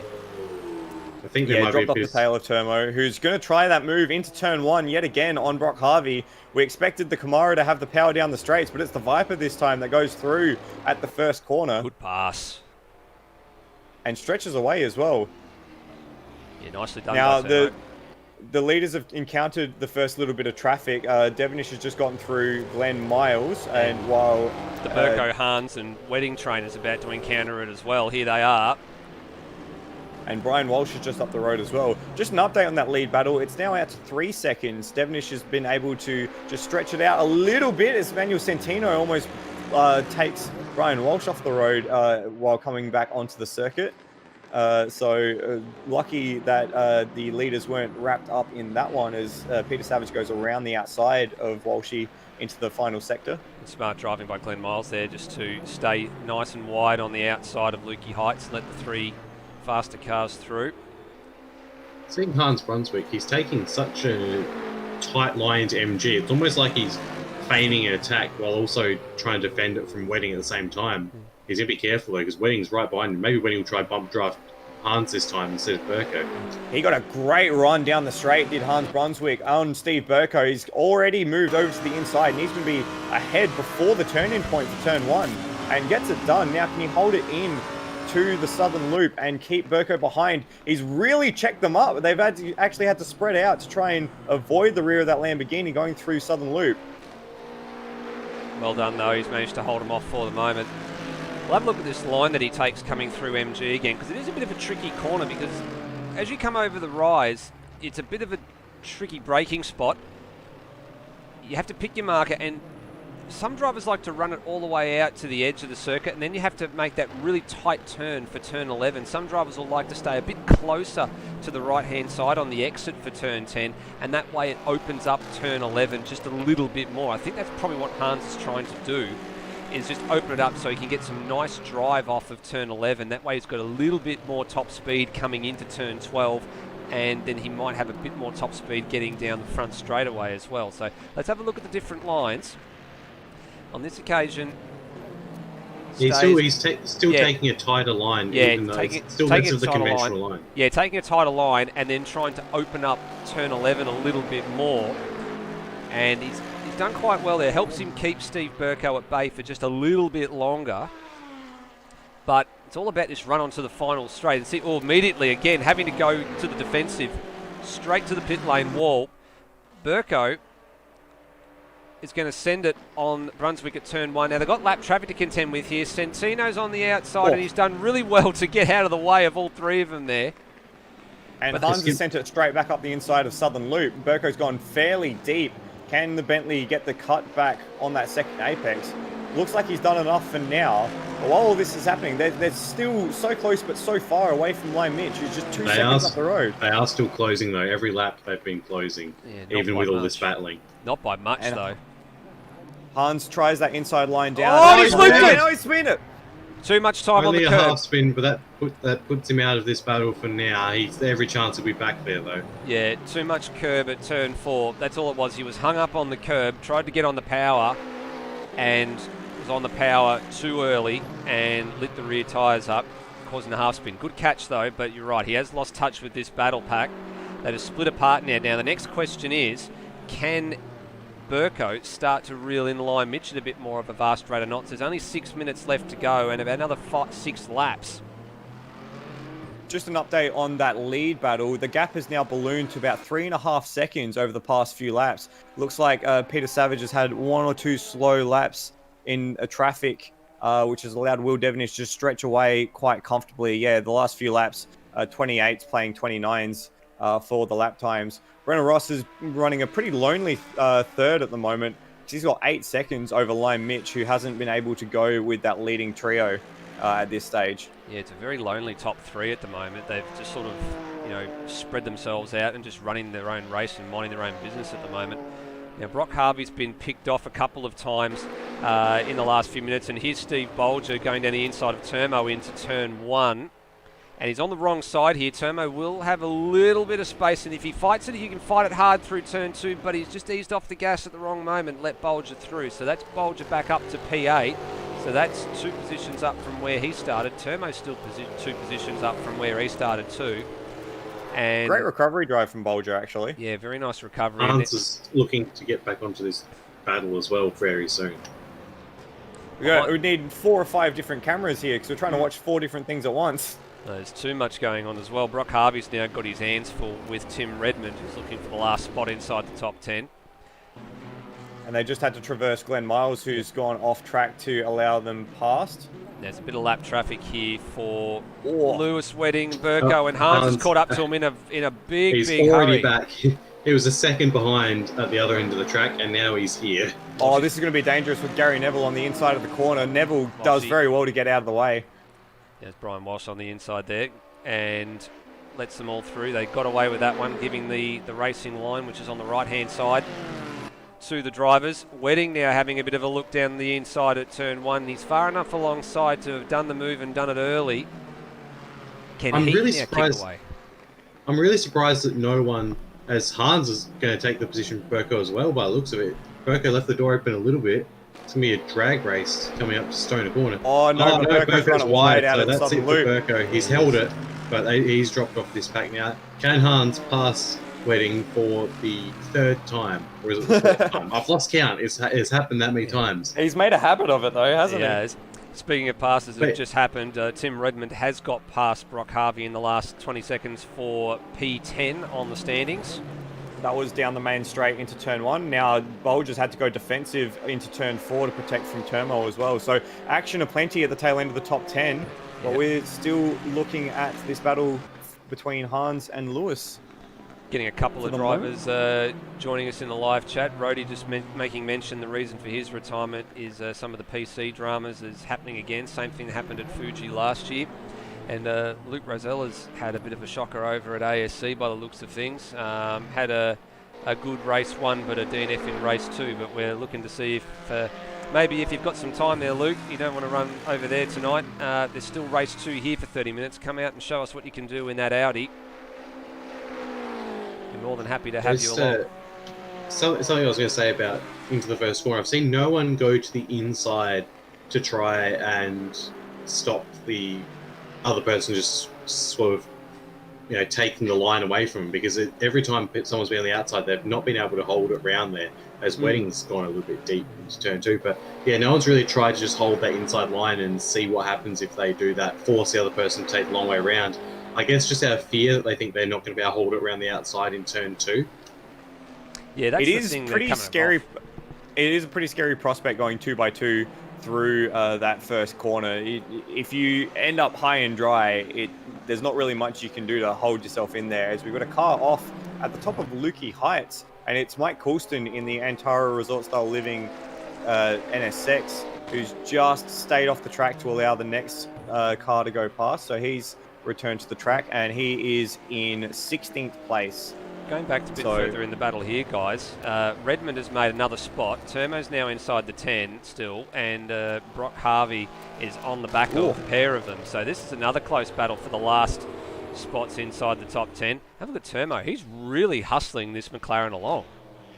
The Viper for Termo. I think Termo's struggling with a bit of tyre life because he's been fighting for a lot of the race, and had to go side by side with Redmond through that entire first section. Dive from Harvey down the inside at turn 10 as well. He's on the wrong side for 11, so Termo has the higher ground. Got to be careful not to run him all the way out here, which means you've got to just watch your throttle a bit. Harvey's going to hang it around the outside at 11. Is he going to hang it around the outside at 12 too? Oh, he thought about it. A bit of a touch there. He's still there though. What a very, very brave move from Brock Harvey there. He had to give the place up at the end of the day. He wasn't going to be able to stick it there for much longer. The battle for 5th place, Hans has got to the back of Lewis Wedding yet again. So now there is less than 0.3 of a second between them. It was out to a second not too long ago, but they do have a bit of traffic, that Singapore Airlines Porsche, as Lewis locks up into the hairpin. There's only now a lap. There's only now a lap and a half for Hans to get this move done. We've got bit of a contact there as well. The traffic has absolutely shafted him right there. Still got That's unfortunate there for Hans. Very unfortunate. Still got the better part of 2 laps to go. Will Devonish is just coming around the final corner now, and there's still going to be about 8 or so seconds on the clock. So we're going to get another 2 more laps. It is a long main straight. He might not get there. It'll be close. Oh, there he goes. So we've got 6 seconds on the clock. So we will get 22 laps this evening for the first race. Your prediction was spot on once again. Yep. And Hans, not deterred by the traffic, is caught right back up to Wedding yet again. This is the only real battle of interest. The hard part, I guess, for us to fathom is Pete Savage did start to take a little bit of time out of Will, and Will had responded, and the margin now out to 4 seconds, or the better part of 4 seconds. Big margin back to Brendan Ross, and then Lime Mitch is only just ahead of this pair. He's thanking his lucky stars that this group of Burko, Brunswick and Wedding have just kept battling each other the whole time and have not been able to string laps together that are at a pace that would catch him, because he's been almost consistently a second lap slower, but then these guys just keep doing stuff to ruin each other, catching up with Lime Mitch. To his credit, though, as well, Lime Mitch, I mean, he's been averaging lap times in the high 129s. Same sort of lap times these guys have been doing. just to interrupt you, we've had Burko off at Southern Loop. Is enough of a gap behind him that he's not going to get wrapped up with Steve Bolger, but not ideal for Burko on the latter stages of the race to get involved with traffic that he's just passed again. Yeah, here we go. He was past the Lamborghini of Brian Miles quite comfortably. What do you do here at Southern Loop? Just carried a bit too much speed, and he was probably a bit distracted by Ujit Mishra, who'd done something similar, and came on nice and safely. Ooh, little bit marginal. I think that'll be okay. Yeah. Just the rejoin, I think there was just a little bit worrisome for a few seconds. As Right. we've started the final lap with Will Devenish. White flag is out. Now, this is interesting. I just noticed where Lime Mitch was. Did he make a bit of a mistake somewhere on the last lap? Because he sort of looks like he's come back to these two just a little bit. They were about 4 or 5 tenths quicker over the course of the first 2 sectors. I think he may have made a mistake in MG potentially, or at least in the final corner there, because sector time his is last sector 31.0 to a 29.7 and 29.5 from the pair of them behind. So you'll have to be careful here, Lime Mitch. He might drop another spot or two if he makes another mistake. He'll have to just drive smart, drive sensibly, keep it on the black stuff for the next 3 quarters of Hans the lap. does not have many more places left to make an overtake happen. The first one is probably down here, and he is really ranging onto the back there. He's going to have a go. No, he decides not to.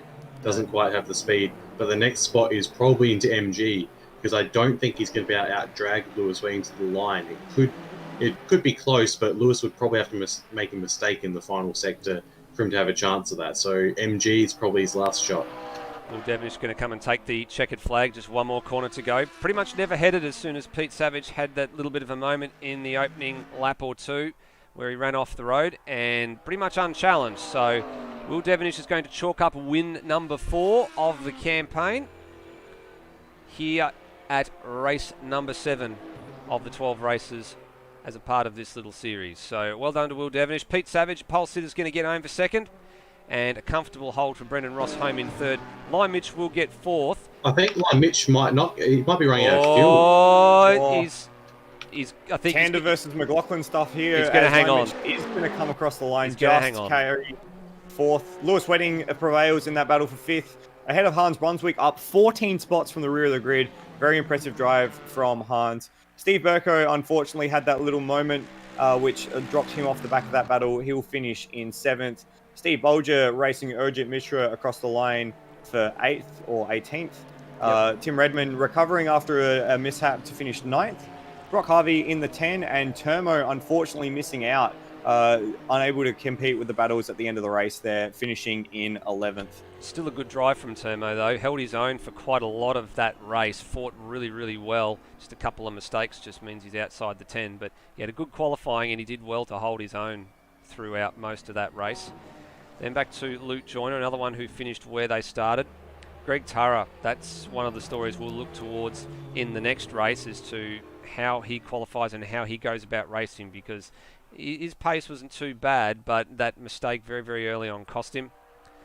And Kalen Duncan for 14th. And we look a bit further down the order. We've got Bagattino, Mike Coulston, Ujit Mishra, Brian Walsh and Glenn Miles was the last classified runner. Actually, in fact, Manuel Centino will be classified, I believe. He missed out on finishing. He was 3 laps behind the leader.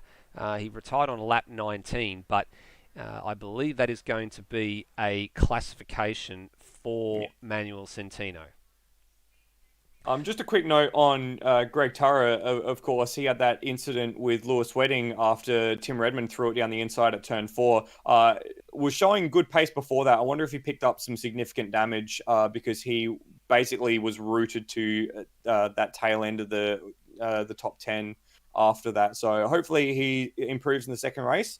All in all, great battling in the mid-pack. That Lewis Wedding, Steve Burko, Hans Brunswick battle certainly kept our interest. But at the front, it was a pretty comprehensive win for Will Devenish, and he wasn't really ever headed. No, he got away pretty well and pretty smartly after the opening lap or two, and he was never headed. And Bagsy, I think you've got him there at the moment. Yeah, Will Devenish, it was really all about that start. You got past Peter Savage and didn't look back. It was another race where you were just managing that gap, or were you having to respond to him a little bit? I I actually went into this race with a bit of a different mindset. I turned all my delta timers off, all my overlays. I didn't know where Pete was. I just wanted to see if I could go as fast as I could every single lap, and it seemed to work out well.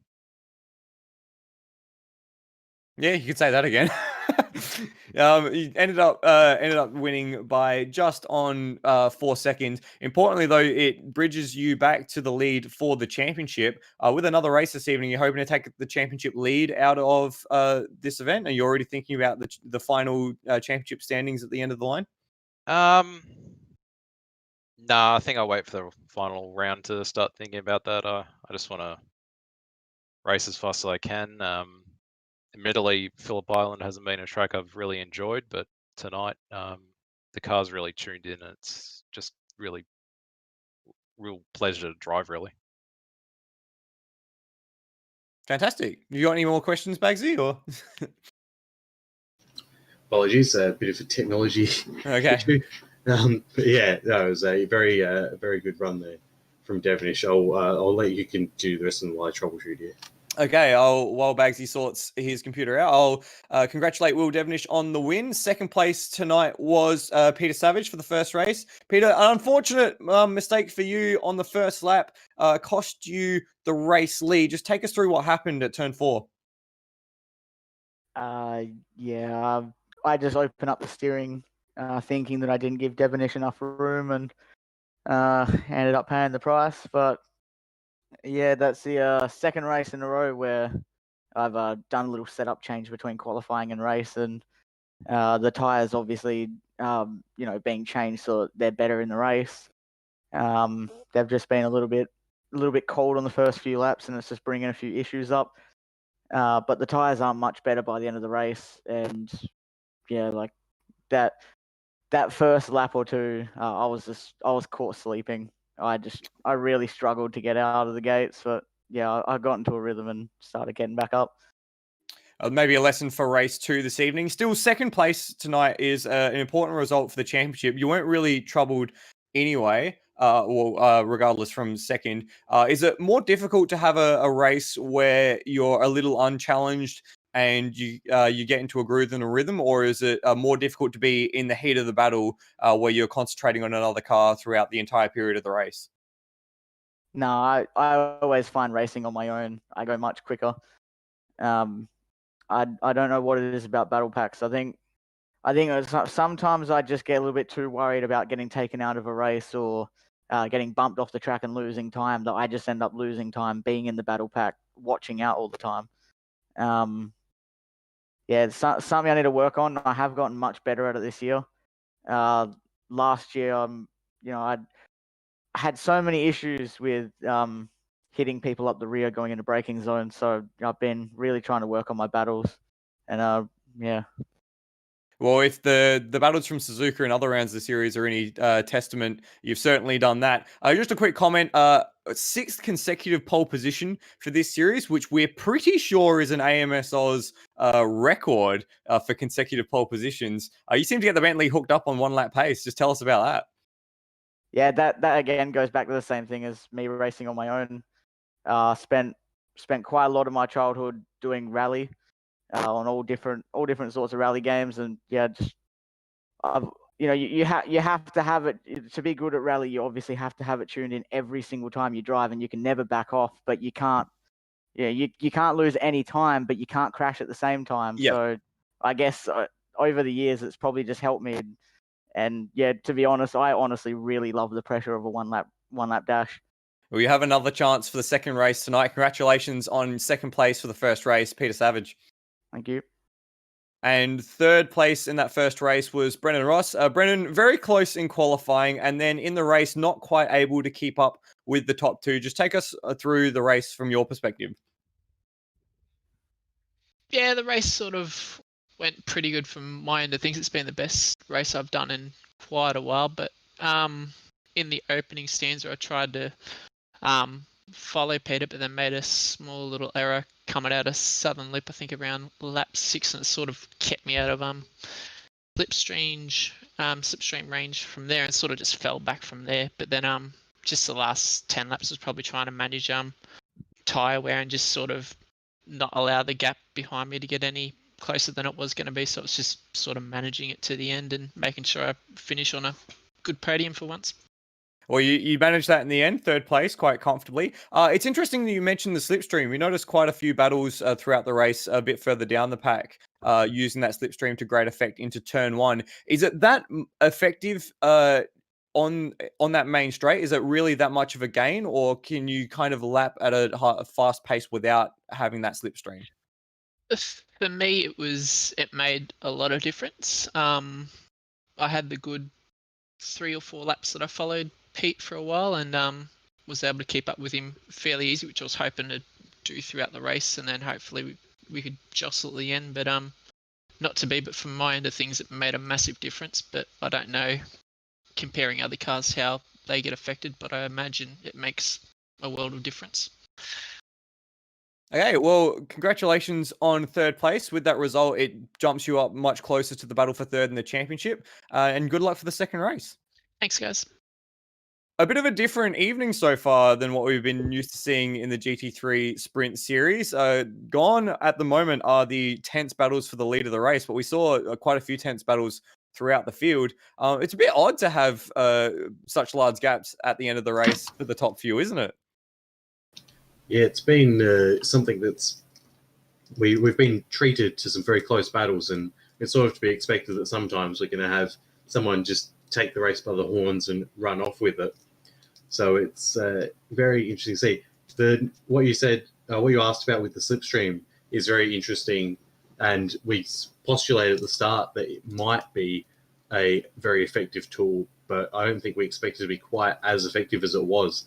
It'd be something to see if people start making a couple of little setup adjustments before the next qualifying session, potentially, to maybe reduce a bit of drag on their car to be able to take advantage of that a little bit more. Yeah, and we could end up in a situation like we had at Monza through the World Challenge, where people were almost allowing each other pass through some of the slower corners in order to make sure that they had that slipstream for the following straight. Of course, there was the ulterior motive of trying to save a bit of fuel at Monza, which turned out to be very, very pertinent come the end of the race. But with no fuel to worry about here, it's all about track position. I wonder if someone's going to be brave enough to try and get the run on the final lap and do a bit of a MotoGP style a grandstand finish. I wonder if someone's brave enough. I think you have to have a bit of a willing partner who's made a mistake in the final corner as well, potentially, but be very, very close to see. I'm not sure. It's a shame we didn't get to talk to Line Mitch there, because I'm not sure if he ran out of fuel near the end or not, because he seemed to be right off the throttle at the end and really feathering it in that last sector. So it'd be interesting to see if fuel mileage potentially is an issue when we get to the 22 laps, because we saw Devonish only just got across the line with about 6 seconds to go. So that extra lap might have been the difference for some people. Yeah, possibly with the fuel calculation as well. With the fuel not really being a factor, just making sure you have enough in the tank is probably the biggest thing you can do in setting up the car, I think, now. So I think a few drivers might be just double checking their fuel calculations before they start getting ready for the next race session. We have got another qualifying session about to take place in a few minutes' time. But while we do have a few minutes, it's time for us to take a bit of a look at the upcoming events here in Automobilista Australia. Now, on the next page, there are 4 events. The top one we're going to gloss over just for the moment, because it is the Lakeside round for tomorrow's ATCC round. But, gents, you've had your thinking caps on. You've had plenty of time to think about this. Final thoughts. What do you think that this Super 2 track is going to be for Friday night? Bagsy. I'm going to go with what Scott Stancliffe has said in the chat, and go with Norwell Motorplex. I don't even know where that is. I'm going to pick that one. That's Paul Morris's facility up in Queensland. What about you, Floody? I'm trying to remember the name of it. The tiny track in Brazil that I made my AMS Oz debut at, Londrina. I reckon we're going to go to Londrina. All right. Well, I can tell you it's neither of those two. And there has been a few suggestions in the chat, and none of them are correct. It's definitely not Hampton Downs or Taronga, but Higginson is actually probably the closest out of the lot.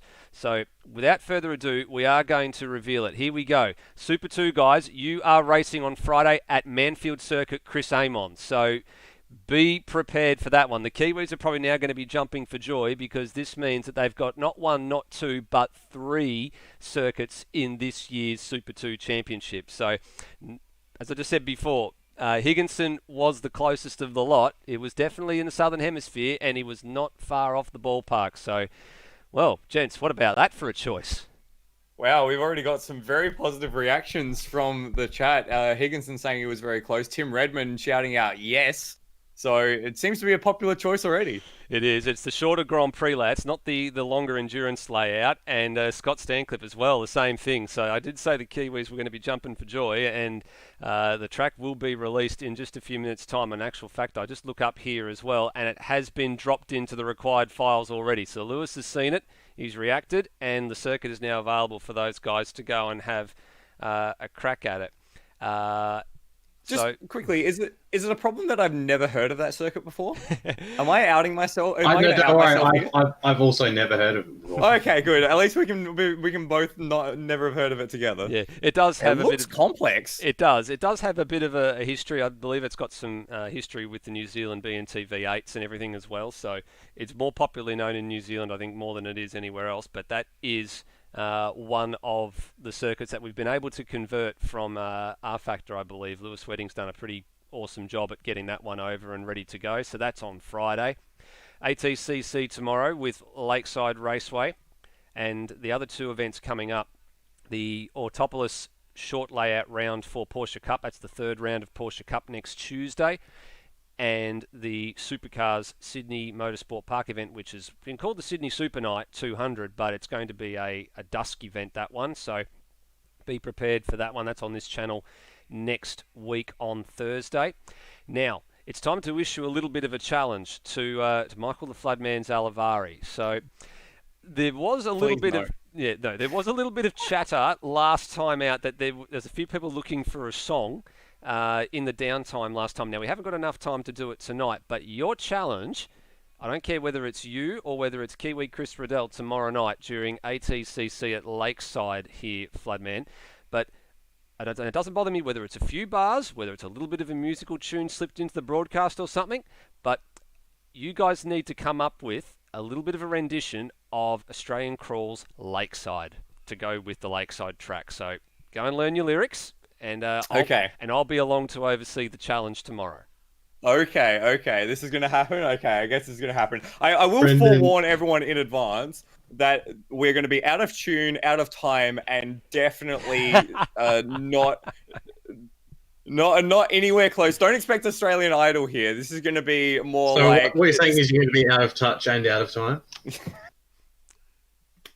Oh no! Never going to be dropping all these little moments off in the broadcast. All right, Brendan Ross is going to be disappointed because he's in game chat is asking for the song now, but you have to wait till tomorrow, Brendan. Yeah, you have to wait for tomorrow, Mr. Ross, and I'm sure there'll be some Fs in the chat shortly because they're not going to get a song right now. But no, we're going to tick over in about 30 seconds time, so we're going to be ready for the second round of qualifying, and a little familiar name has just popped into the server in the form of Luke Rosella. So he has taken up the offer and is going to jump in and have a bit of a crack here at Phillip Island. And Nathan Higginson also was very quick to pick up on the comments from Bagsy there, being a Hall & Oates song. Very, very nice job for Nathan Higginson. And Luke Joyner just reminding us here that you don't have to worry about copyright strikes on the stream with your pitch here, Floodman. So it doesn't have to be spot on correct, but it's not going to be. See, I would slip more singing into the GT3 series, but the problem is the action is so quick and we have 3 commentators, so we're often tripping over each other as it is. When it's just me and Kiwi on the ATCC, which is, 50-minute races, it can get a bit slow. We do slip in just a few little bars here and there, so I'll make sure that we slip in a little bit of Australian Crawl for everyone tomorrow night. Very, very nice. Let's see how we go. It's amazing. I can't believe I'm okay in this. I can't believe... You've just sent Chris, if you're watching, I'm sorry. Yeah, I was about to say you've just sentenced Chris Riddell to an untimely death here. I think he's probably going to make you stream this on his own tomorrow night. Oh, that would be right. Yeah, and I would deserve it as well. I would 100% deserve it. All right, so here we go. We're getting ready for qualifying too. Now, there has been a slight change, as well as Luke Rosella jumping into serve. I've just seen Ujit Mishra has jumped into the Audi, so I'm not sure if there's been a bit of a drama for him with the game, so we'll have to keep an eye on this. He's jumped into the 2015 LMS Audi R8. And so now we have two on them off the grid. Two on the grid. And there's a drag race out of the pit lane to get out for a lap.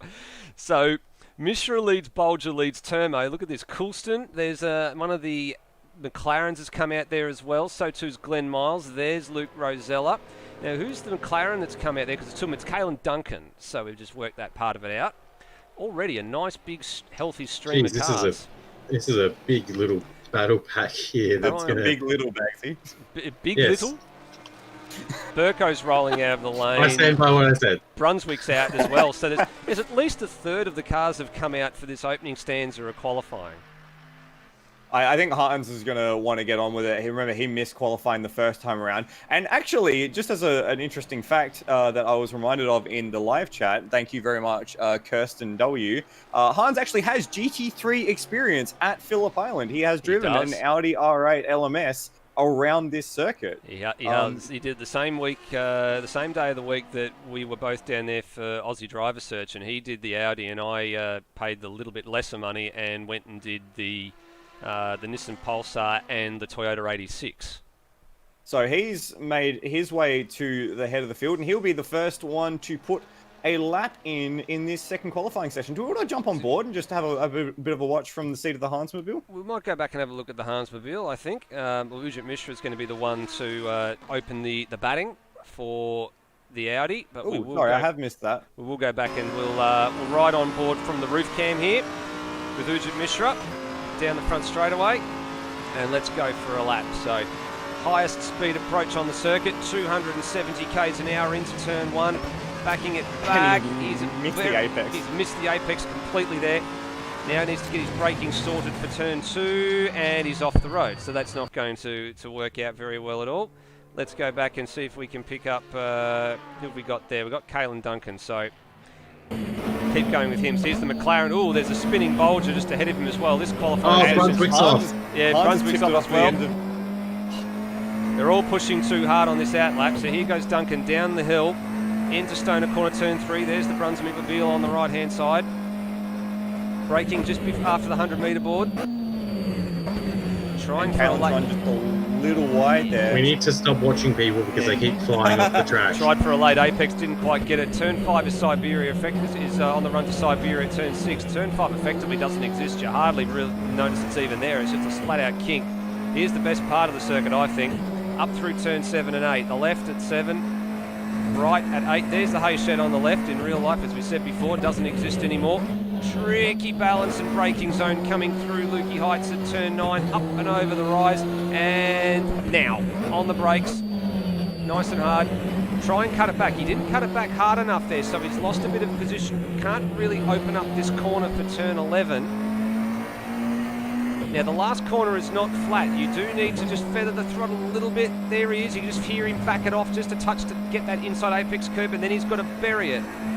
Use a little bit of the outside curve. There he goes on the run to the start-finish line, and it is a 32.8, the first lap to be set, believe it or not. Bolger, who was off the road 4 seconds behind. And he's going to be eclipsed from Luke Rosella, who jumps into second, but because Termo's just gone a 30.4, so a great lap from Termo. He's the quickest so far, but Greg Turra now has the fastest first sector with a 29.8 to the first sector mark. So he's going to be one to watch this time around. Burko's about to come across the line and going to go pop top into first by a second. Yep, so that's a 29.4 for Burko. Joyner not too far behind. He's going to do a mid-31, 31.3. So Turra's coming through turn 11 now, 6/10 up on the time set by Burko. Brock Harvey slots into provisional second with a 29.7. But if Turra continues with 6/10 up, he's going to jump into the 28s in that Nissan. Left a bit on the table at the final corner as well. He'll be into the 29s. low 29, 29.2. That's pretty Yeah. competitive. So we'll. He see left a where lot on the goes. table. He left a lot on the table that final sector to the tune of, I think, 4/10. Lost to Burko there. So not the best final sector, but enough for provisional pole before the heavy hitters come out. Yeah. Now I think the next phase of qualifying is all the heavy hitters. So Here goes Lime Mitch. So he's the next pioneer to start a lap. Peter Savage is already out there as well. Yeah, he's on an out Yeah, lap. so we've got Brendan And Ross Lime ahead of Mitch is Peter on the- Savage as well. Yeah, Lime Mitch just exiting pit lane now. And I'm looking for the next person to get across the line. Bagacino's on a lap. Yeah, so Burko's still out there on the circuit. He's set a lap. Joyner has set a lap. So too has Rhodey's gone into P7 there. It's not the back side of the circuit. Brendan Ross is the next man in the queue, and he's on an out lap. So he'll be the next one to start paying some attention to.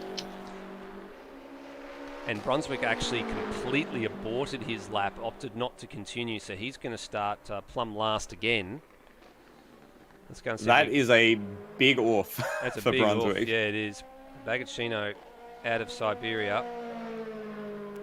31.5 through the first sector is pretty respectable. It's quicker than one or two other drivers that are out there at the minute. Ferrari 488. A couple of our overseas competitors.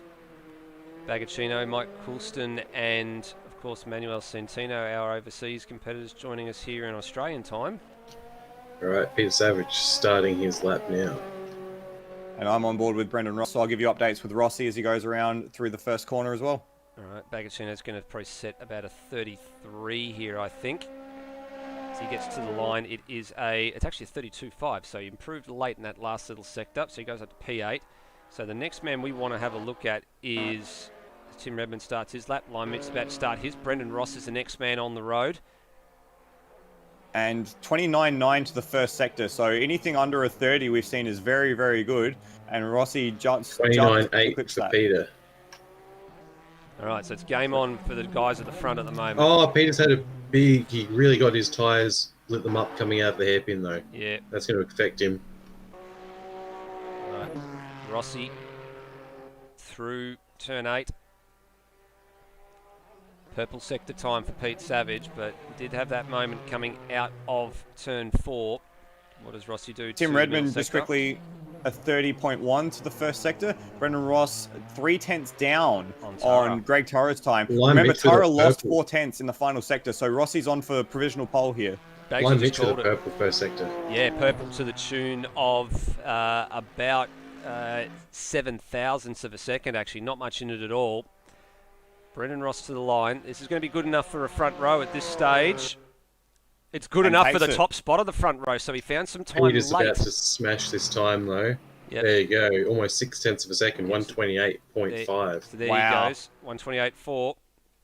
Lime Mitch coming through turn 10. We got Tim Redmond He's- just ahead of them as well, so Redmond will be the next one to put a lap down. Purple And Will- middle sector. Look at Will Devenish's Devonish- first sector time, 29.6, Yeah. so he's on the money as well. Tim Redmond goes P4. Pete Savage is just on a slow down lap. Wedding comes out. Oh, so he's Lime going Mitch to treat to himself. second. Lime Mitch to second. 0.06 of a second. Not much in that at all. Will Devonish looks like he's going to blow the Pete Savage time out of the water, though, to the tune of about 2/10 if he can get this final corner right. Looks on rails, Flat the through the Lamborghini. final corner. Flat through the final corner. And he's going to do a 28 flat. Oh, look at that. Found a lot of time. Found Breaks a the pole streak of Peter Savage, so it finally comes to an end. snaps at The 6. first time Will Devonish has been able to beat him on pace in qualifying. And so we have one more car out on track, and we've come to expect this. Lewis Wedding out just before the 1 lap left on the time, and he will be the last person to set a lap. The last chance for someone to take that pole position away from Will Devonish, who has broken the streak of pole positions for Peter Savage, which sat at 6 pole positions. All right, up and over Lukey Heights. Let's just keep an eye on this lap. He's got the broadcast all to himself here, Lewis Wedding. The only other car that has not set a lap, aside from him so far, is Mike Coulston and Hans Brunswick, both of whom aborted their laps. Brunswick didn't even register a sector 1 time. whereas Mike Coulston did. So those two are going to occupy the back row, 19th and 20th respectively. But the Antara Resort Style Living Honda, or Acura in this case, NSX, has the track all to itself in the hands of Lewis Wedding. Turn 1, using a lot of road at turn 1. Really driving it hard. He actually had to get a bit out of the throttle on the exit of turn 1 and then got way over the curb at the southern loop. Yeah. So not the cleanest first sector so far for Lewis Wedding. Lewis Wedding's paid for the whole road, so he's going to use it. Certainly is. What's he going to register at the first sector split? Going to be a 29.9. All right, so he's in the game here. He's in the game for the top 4 spots at least, if he can keep this together. That's a front row time at the moment. Yeah, it just goes to show how much further ahead Will Devenish's time is from the rest of the field. 3/10 down to the first sector, but still potentially on the front row as Lewis makes the run through the Hayshed and up over Lukey Heights. Very wide entry in comparison to someone like Brendan Ross, who very much hugged the entry line as he plunges down the hill into MG. And how's the sector time? It's 1/10. He gained 3/10 back in that second sector. Now it's just these last 2 corners and the run to the line. Let's see if this Acura can get that pole position. Uses all the road and not a fraction more. And he is also flat through the final corner. Is it going to cost him? He's going to understeer. So close to understeering off the road at turn 12. What's the time? It's a 28.3. So he lost a little bit in that final sector, but it's good enough for the front row. So he'll be pleased with that. But oh so close to throwing it away at the final corner, and he did have to check up just a little bit to make sure he got around the corner. I was sure he was in the sand trap there. He missed the turn-in point by just a few meters, and the front plowed. But in the end, it wasn't enough to take away that pole position from Will Devenish. Actually, with Lewis Wedding jumping onto the front row, it relegates Peter Savage to the second row of the grid, something we haven't seen in such a long time. So a great result for those two. Lime Mitch backs up his great qualifying from the first race with another second row start. Brendan Ross down to 5th, and he has the Nissan of Greg Turrow for company on that third row. Yeah, it can be a bit of a different thinking challenge, I think, here for people like Pete Savage, being on the second row, not sort of used to having that bit of clear stretch of track ahead. And a few drivers a bit further up the order compared to what they were on the last occasion. Termo back inside the 10. Brock Harvey still inside the 10. Redmond improved his time. Greg Turrow was in there as well. Steve Bolger, he was another one that sort of missed the gun in qualifying for the first race. Look at him. He's down in P. He didn't qualify all that well either. Yeah, he had a shocking first sector. In fact, everyone from Glen Mire was down, so 16th down. We were raving about how close the first qualifying was.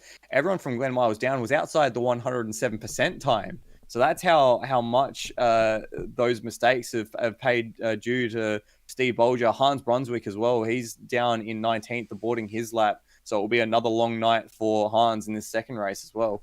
But if anything's to go by, based on last race, yeah, he'll be up in the top 6 or 7 within the first 2 laps. Yeah, he had a sublime run through the traffic in the opening 2 or 3 laps of race number 1. So we're going to keep an eye out for him to see what he can do again.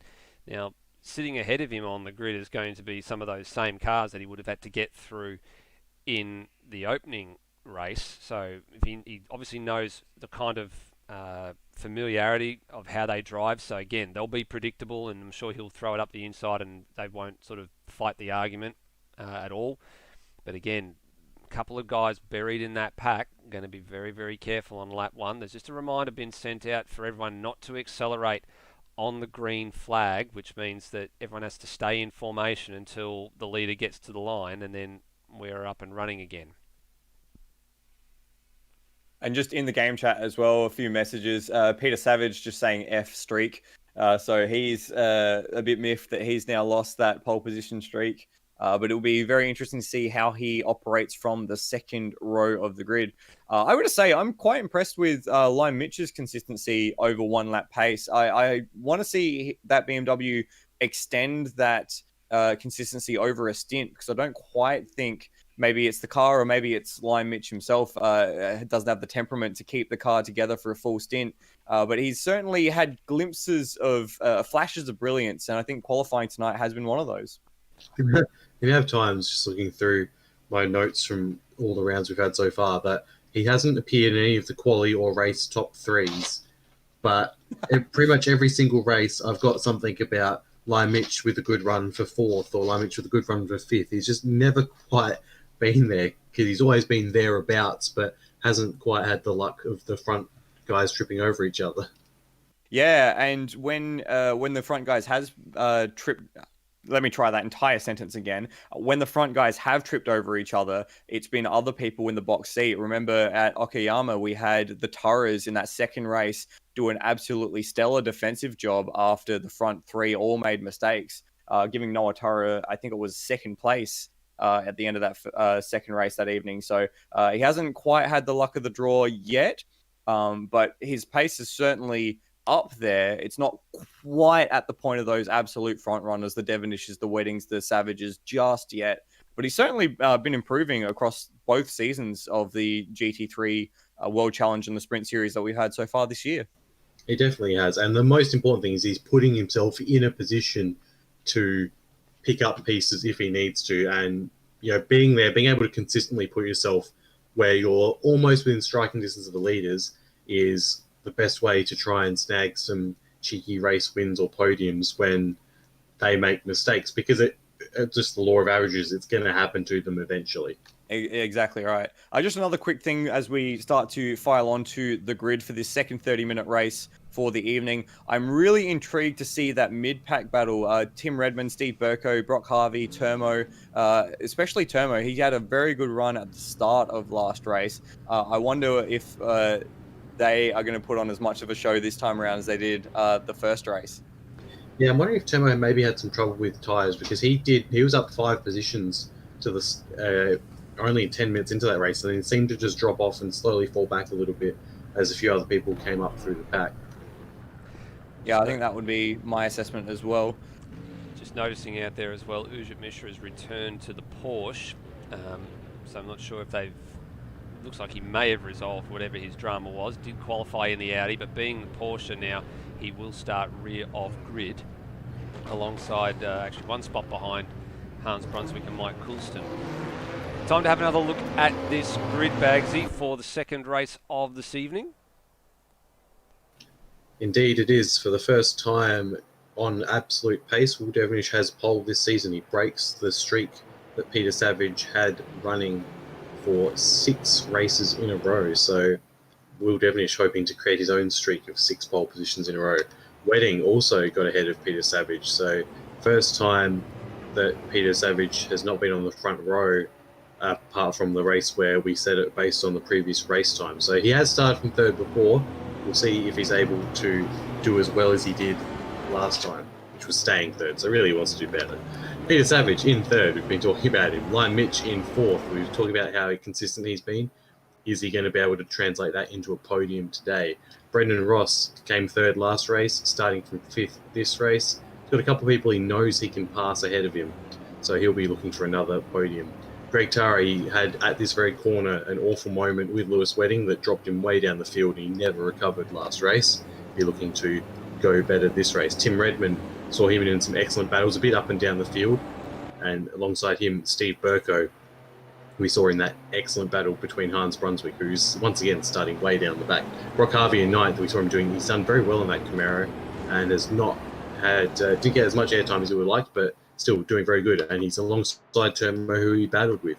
Luke Joyner had a very anonymous race one. We didn't see him, but he's starting from 11th. Luke Rosella has joined in the Bend Audi there, so he's qualified 12th, which is very good considering I'm sure he had almost no practice. Rody in 13th, Bagacino 14th, Duncan in 15th, Glenn Miles with a very good 16th there. Steve Bolger had an absolutely awful qualifying in 17th, Brian Walsh in 18th, Mike Coulston at 19th, Hans Brunswick once again 20th, and Ujit Mishra will start from 21st place. All right, back to the head of the field as we get ready to go green.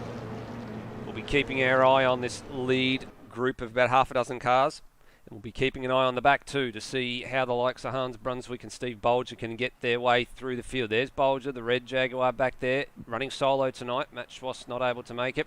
And then Brunswick at the tail of the field in the same colours that Will Devonish has out in front. So the field bookended by Wedding Crashers Motorsport Lamborghinis, but it's not going to bother Will because we are going green right now for another 22 laps or there or thereabouts.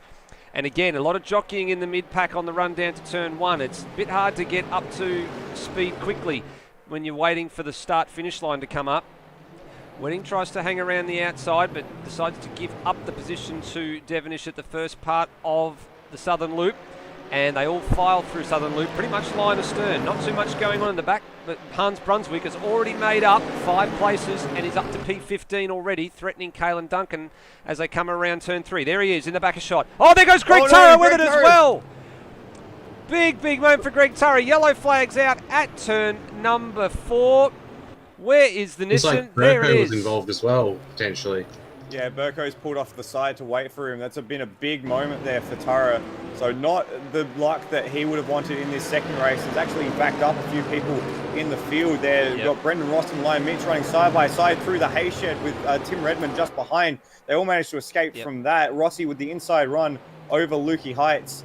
And they're going to go side by side into MG. Do we get a answer on what happened to Turra? Yes, he got. Yeah, Burko's got into the back of him. He did get stung by Steve Burko in the braking zone going into turn 4. Turra was just sort of running down the middle of the road. He was not quite on the racing line. He wasn't quite off it either. And Burko got into the back of him, just carrying a bit too much speed. So the night goes from bad to worse for Greg Turra. Top 3 have broken away. Wedding chasing Will Devonish, but fending off from Pete Savage. And then we've got another little battle back behind. 4 or 5 wide at the back. Oh my goodness. Look at this. Look at the logjam on the main straight. Rossi going to go around the outside of Lion Mitch. Redmond's trying to follow them pretty hard as well. Brock Harvey's on his own. Look at Luke Rosella. Elbows out. Going to try and run it around the outside of Turmo. Luke Joyner's going to stick his nose in here as well. So too Caelan Duncan. And behind them all of this is Hans Brunswick. Caelan Duncan. He's done that by himself, I'm pretty sure. Yep, he's he has just to. got a bit too happy. Got hung up on the curb, same way as Steve Burko did a couple of laps from home in the first race. But this is they're fighting for sheep stations over this at the minute. Look at them all. Sheep Station's down in 14th place, it looks like. Rosella's come to the head of that group, and he's in 8th. But he's still going to go side by side with Turmo here. And they've been side by side since the front straight, the two of them have. So it's very, very tight stuff. And Luke Joyner trying to slide in between. But it looks like Rosella's finally prevailed as they head out of Siberia and through the hay shed. The only single track up through here. You don't want to be trying to run side by side through turn 7 and 8. There really isn't the room for it. And you're going to force somebody off the road if you do try it. And he moves over the top of Lukey Heights. No, there's a few being covered off. Burko's round. Burko round at the back. And as you can see, the yellow flag's red again. There is Steve Burko. Looks like Rhodey got into the back of him because he's pulled over to the side. Yep, and Rhodey's doing the same thing, getting out of the way and giving up the spot there. So looks like there was a bit of a moment there. Let's go back and have a quick look on the replay and see if we can work out what happened. The lead, Nether, the lead! I know the lead is there. Let's have a look at it from Rhodey's point of view. And on the power, and yep, just didn't get on the brakes hard enough. And while that's been happening, Lewis Wedding has gone around the outside of turn 1, held it there through the southern loop, and managed to pop out the other side in the lead of the race. So it's now Lewis Wedding in the Acura NSX ahead of Will Devonish, immediately covering. Devonish goes down the inside into turn 4. Overcooked it.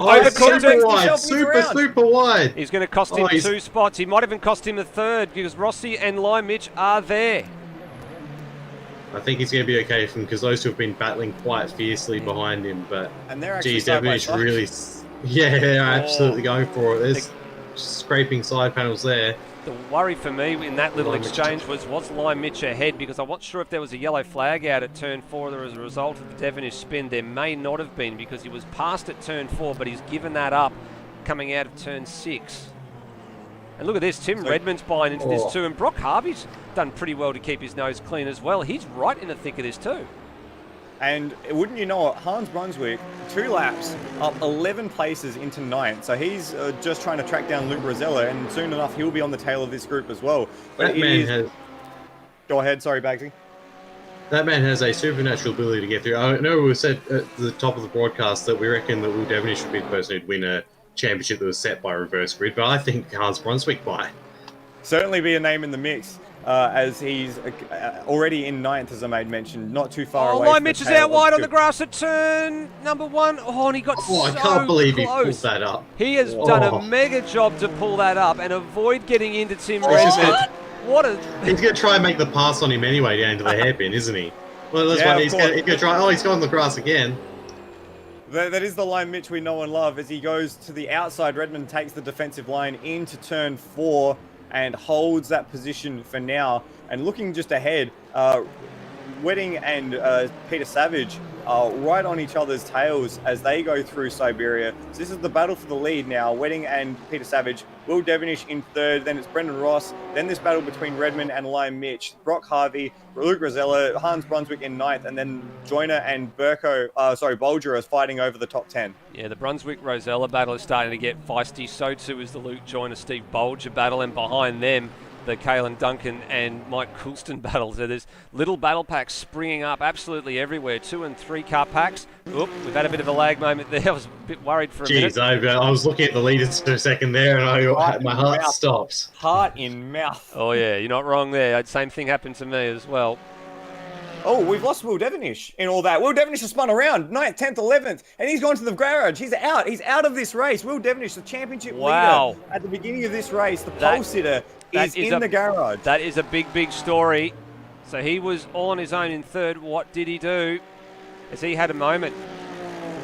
Yeah, we're just looking here and out on the grass and looped it and spinning it to the inside. So I'm wondering, gentlemen, if that may have been the reason why we just had that little lag spike for just a few seconds. No, I think he's popped his engine there because I went on board with him and his engine stopped as he spun. Change for the lead. Change for the lead at turn 4. Wedding has coughed up the lead to Pete Savage, making a mistake down at turn 4.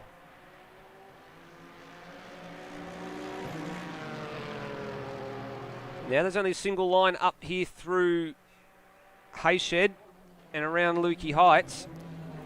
So this is a big, big developing story. The championship leader is out of this race after just 3 laps. So too Greg Turra also out of this race. So this really opens the door for Pete Savage to take the points lead. He was 4 points in arrears coming into tonight with the standings as they were from race 1.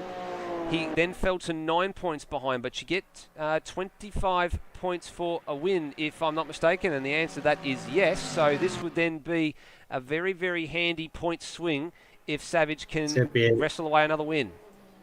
If Savage takes this win, it's going to be an uphill battle for Devonish for the rest of the season. He really would have to win every race, and Savage could. Well, I think Savage would need to win 1 and follow him to second in each of them to maintain the championship lead in that scenario. Some elbows out racing here between Lime Mitch and Tim Redmond. Also looks like Hans Brunswick has managed to clear Luke Rosella, who must have made a mistake somewhere. He's fallen to all the way behind Ujit Mishra now.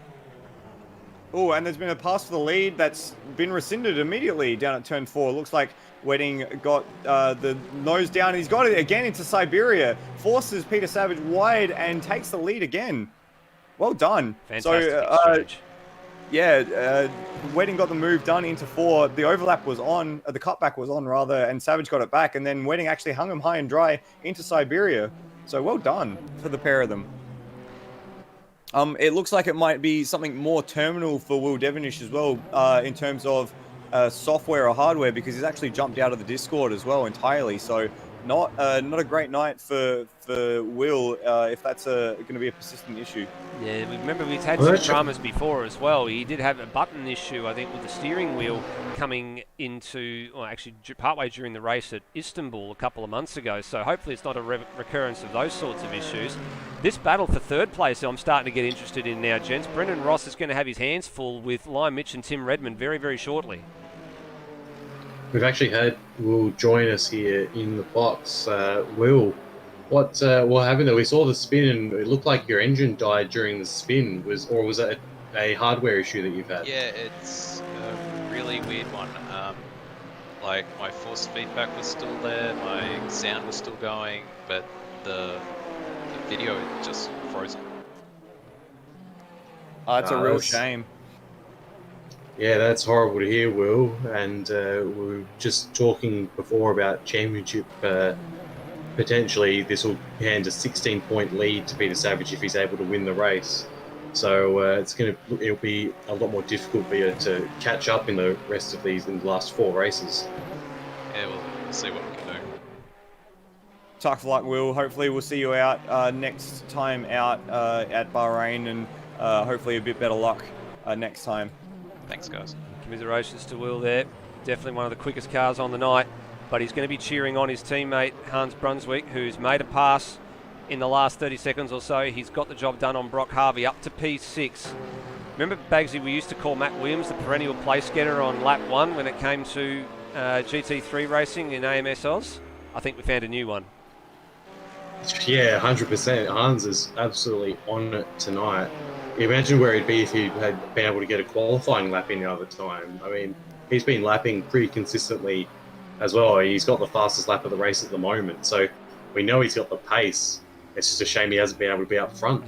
Top 5 ahead of him all set their PBs on the last, or bulk of them all set their PBs on the last lap across. So the 3 that he's chasing, Brennan Ross, Lime Mitch, Tim Redmond, all in the low 29s. Brunswick did a lap that was almost spot on, the same as Brendan Ross. So he's going to slowly start to catch these guys. Maybe Brock Harvey can try and latch onto his coattails and get involved as well. We've got a scrap for the lead, just exiting Siberia now. And we've got a scrap for 3rd, 4th and 5th, soon to become 3rd, 4th, 5th and 6th, I fear. Right now on your screen. This is the one that I'm really starting to get interested in, along with the race leaders. These are where the main battles are at the moment. And it looks like we've lost Steve Burko. We lost Glenn Miles. Down the field. And Burko has gone down the field as well. You're right, Burko's down in P15. He's still in the race, last I saw. I believe that's a time. I believe that's a time. Yes, it is. It'll be a timing glitch still issue. Behind Mike Coulston. Yeah, between Coulston and Roselle. Yeah, we'll get an updated split through the timing here. I think it'll put him back to where it needs to be. Yeah, there it goes. So he's still P10. So that's a lucky break for thing. And in actual fact, look at that battle there. Coulston and Luke Roselle are trying their best to get through Burko, who's had his fair share of trouble in this particular race as well. That's a nice little handy pack on the back edge of the top 10. You think there may be a penalty heading Burko's way potentially after the race with the contact with Tara, because I mean, Tara broke early, but you really need to going into the hairpin in the first corner. You can't afford to just try and send it. Yeah, of course, all the footage on the broadcast for Stewart's review is immediately admissible for review, so there doesn't need to be a report made for that to take place. That'll automatically be reviewed.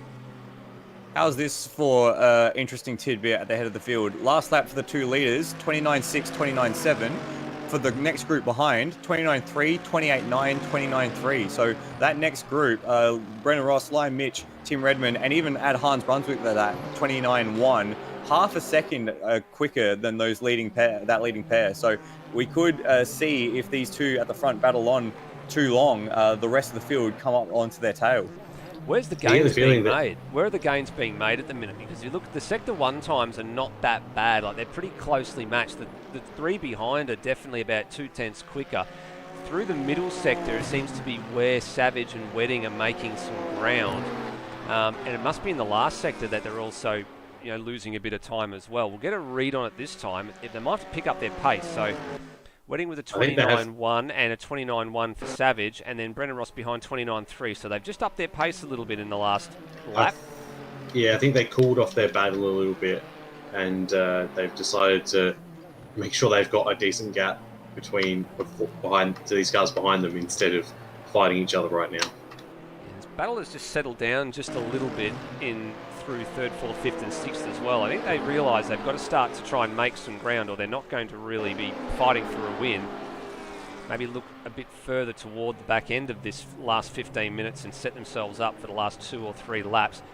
Brock Harvey's just lost a bit of touch here as well in the Camaro, but he has got a substantial margin back to Steve Bolger. And then comes the Rosella, Burko and, was Coulston battle. Coulston's lost a bit of touch here, so now Rosella and Burko in the top 10. Look at the heavy defence from Rosella Brendan here. Ross has gone around. Sorry, Nether. Brendan Ross has gone around on the exit of Siberia, and he's dropped from 3rd place down to 6th. He just lit it up on the exit of the curb, and that was all she wrote, down to the tail of that group. Yeah, he's now into the clutches of Brock Harvey as well.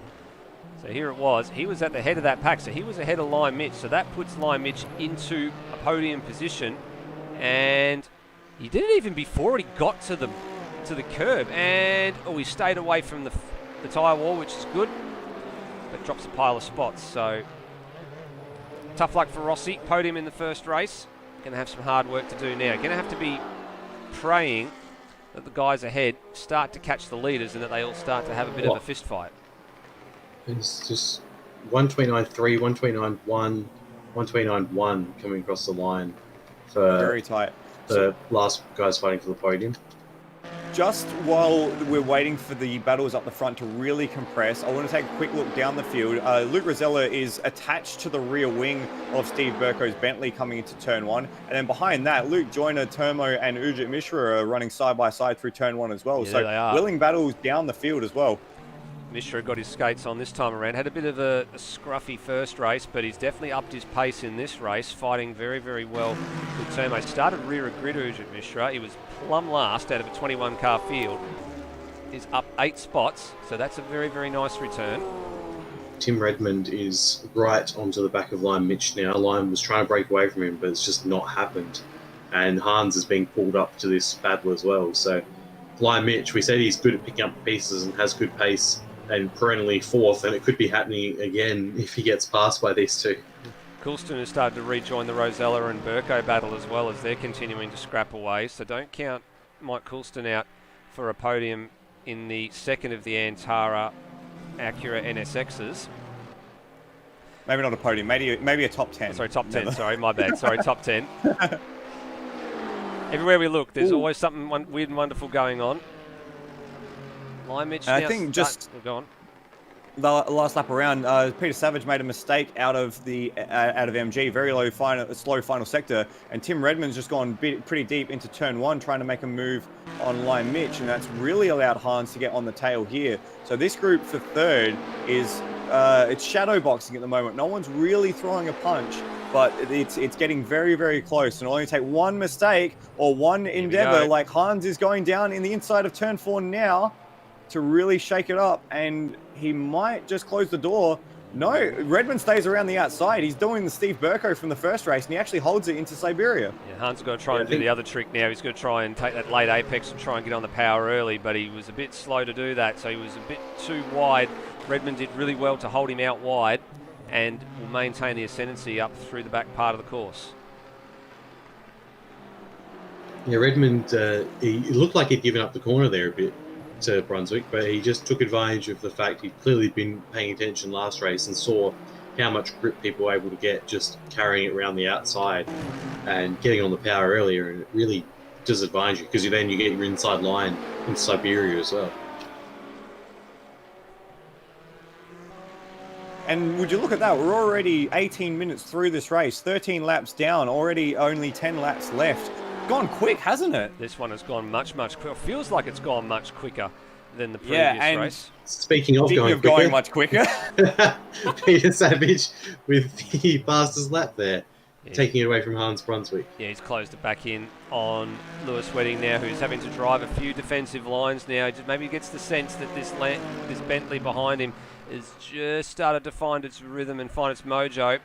And here comes... And find the inside at the hairpin. Yep.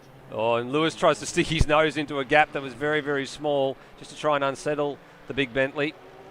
But no doing this time. The battle These guys very really well done. Very absolutely nicely done. have both picked up the pace though. Both of them in the 28s now. And the guys behind them almost a second slower in the 29s. Do you notice the number after the decimal point for the fastest lap, gentlemen? 666. Thank you. The number of the beast. There you go, there's some singing. Don't hate me. No, there's plenty of people. Rossi will be happy. Oh, there's a big moment for Tim Redmond there. Yeah, he's had his hands full right now in that McLaren, trying to fend off Hans Brunswick, but also trying to make inroads into Lion Mitch. It's a bit of a look. The fact that Hans started 20th and has the shot at a podium here. There's a testament to how well he's driven this weekend. He hasn't qualified and he's been there or thereabouts. It's a very, very good result for him. And the change to the lead is on into the first corner. Lewis Wedding gets it done using the slipstream. But can Peter Savage come back through Southern Loop? Not quite. So it's the NSX back to the lead once again. Right. It's been a very dynamic battle for the lead in comparison to the battle for third, which has been close, but no real movement as Savage sizes up Wedding into turn 4, but decides better of it this time around. They are still making some headway on the group behind, though, which is a good thing. The last lap around for the pair of them, well, Savage had the quick lap, but Wedding managed to get the passing move done, and they definitely are still quicker than Limich, Tim Redmond, Hans Brunswick behind. So this is going to be, I think, at this stage, with 10 minutes or under 10 minutes remaining, a battle for the lead two, just for the top 2 spots, and then another separate battle for 3rd, 4th, and 5th. This group behind them, I don't think is going to compress at the same rate that we were probably thinking about 10 minutes ago. And as well, Hans Brunswick just set the fastest first sector of the race, and he might even back that up with a very fast second sector as well. Unfortunately, no, he's actually been held up a bit by Tim Redmond. Yeah, he's caught him at the wrong part of the circuit. You get this impression that Hans probably needs to pull the trigger soon. If he wants a shot at the podium, he's got to pull the trigger on Redmond pretty soon. Yeah, but we're looking at the front again because it's on this time. There's contact! They somehow managed to go out the other side in one piece. Big contact on the rear corner of Peter Savage's car, but they get through. Savage takes the lead. That was a very hairy moment between the 2 black and green cars. I'm amazed they didn't end up with both of them in the fence. Imagine the scenes that it had, and then suddenly you've got this battle between Mitch Redmond and Brunswick being for the win. Here goes Wedding down the inside at turn 4. Again, textbook pass. You're going to escort him wide. No, he just Savage rolls out of it. It ends up being a block pass in the end, but Savage will try and send it at turn 6. Oh, he's maybe just a little bit of contact there as well. Yep, but Wedding off the drive out. Importantly, that time, Wedding actually managed to close the door on Savage on the exit. We saw in the first race between Hans and Steve Burko that Hans could never really close the door on the exit of turn 4, whereas you could see there Wedding really shut the door. This time, he leaves it just ajar enough for Savage to have a bit of a look. Very interesting difference in line between these 2 drivers coming out of MG. Lewis takes a very narrow exit of MG to really open up the last 2 corners, whereas Savage runs a bit higher apex speed through MG and narrows up that final complex. And the thing is, it doesn't seem to affect them either way, because we've seen both of them into the final corner still being able to get the slipstream down into turn 1. So clearly, despite very different approaches, it's not affecting their overall speed. There might be a move here, gents. Tim Redmond has decided he wants to have a bit of a stab around the outside of Limich into turn 1, and he's got the high ground. If he can hold it there for turn 2, he'll be in prime position, and Limich has to give him the space, and Redmond looks like he might be through here. Limich is holding it though around the outside. He's not giving up on this position just yet, and he's still there. He's got brilliant drive on the outside, and he's got the position back. What a wonderful hold! Hans Brunswick is getting in there, and Redmond goes to the inside. Redmond's out of control. Again, it's happened again. There we go. That was brewing. I got a funny feeling that Redmond was just a little bit too far away from the side of the track where he needed to see the braking marker, and that has cost him dearly. It's put him back toward Brendan Ross. And at the head of the field, the front 2 are going to go side by side through Hayshed as well, and they get it done. Not quite side by side through Lukey Heights though. They were very, very close across the tail end of the circuit, but Savage goes wide. Whoa. Tries to open up, have a move. That's a bit of contact there in the middle of MG. Yeah, there's definitely some elbows out here. These guys will be all right with that. As Lewis often says, he says, if you give me a bit of a rub, I'll give you a bit of a rub back. But if you nerf me, well, you'll be getting nerfed back. So they need to be careful, these 2. They're starting to get to some lap traffic as well. The first car is Brian Walsh. And I believe just ahead of them. Here, though. Yeah, and there's a bit of a gap to the next lap traffic. Side by side run into turn 1. Here we go. Round number, I don't know, what round have we up to now? I've lost count. It's not second verse, same as first. It's sort of like 12th verse. And the 13. Guys, get a different song. But we're enjoying it. They're still going back and forth. The Wedding, for the first time, we see someone hold it there. into turn one. So I- Wedding with the confidence to turn in on Peter Savage there. I think Peter Savage there might have had the memories of a few laps ago in his mind. He definitely backed out quite early. He seems to be much more comfortable making the move into turn 4 like he does here. Holds Wedding up high and dry, shuts the door and takes the position. Now, can he block it into Siberia or does he need to? He just leaves a tiny bit ajar, but then shuts the door. So now Peter Savage leads the race from Lewis Wedding, Lime Mitch in 3rd, Hans Brunswick 4th, Tim Redmond now in a battle with Brendan Ross for 5th and 6th. Yeah, he sure is. And there is that battle back there. Rossi's now been incentivised by the fact that he's got a car to race with now, so Redmond will be under pressure for the next 4 or 5 laps. Now, it's been a bit of a masterful defensive performance so far for Lime Mitch. He's held on and done it fairly and squarely. Every single challenge that he has had so far, he has met. And that's been something of his driving that he's really added over the last sort of month or two. His defensive capabilities have gone up a huge amount of percentage points. Can he hold on for another 5 laps though? That is the question on everyone's minds. It would be an amazing drive from Hans to come up from 20th to take a podium position. And he's looking like he's got the eyes on this time. Yep. Maybe not quite. I'm just trying to think about pulling the trigger. This is what I said a couple of laps ago. He needed to pull the trigger on Redmond a little bit earlier than he did. He didn't really have to worry about pulling because Redmond took himself off the road in the braking manoeuvre. But the closer that these two start to get to the leading pair, and this gap is not really going up at any vast rate of knots. Lewis Wedding's spun at turn 4. It's a half spin. He's still going. Hasn't lost much time there, but that's definitely given a nice little. It's a healthy gap compared to what we've seen between these two. It's just under a second. Is this the same thing that we saw a couple of, in race 1 where he got hung up on the curb? He went for a dive, so it was an attempt for a move. It's difficult to know where to look because you've got the battle for the lead, the battle for 3rd between Hans and Lime Mitch. Then Tim Redmond and Brendan Ross are connected at the bumper. Yep, he skated in on the rear brakes. That's what he did. He tried to. Went for the dive and tried to skate it in.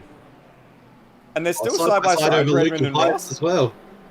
So Ross finally gets that position into MG. Nicely done by Brendan Ross up to P5. Redmond's not going to let this one go lying down though.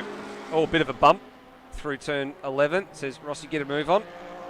Well, Hans might have the go on Lime Mitch here as well. He's very close coming out of the final corner.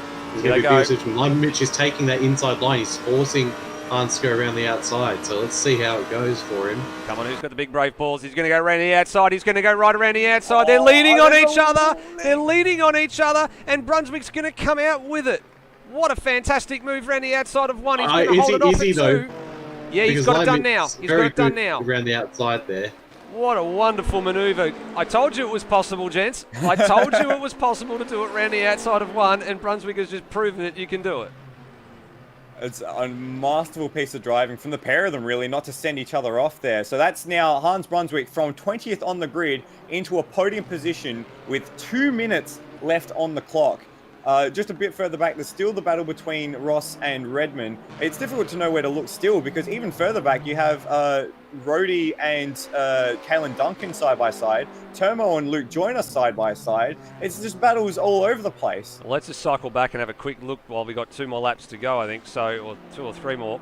We'll wait to see if there's a trigger being pulled here over Lukey Heights, and no, there isn't, so that will remain where it is. So these are your pair for 3rd and 4th.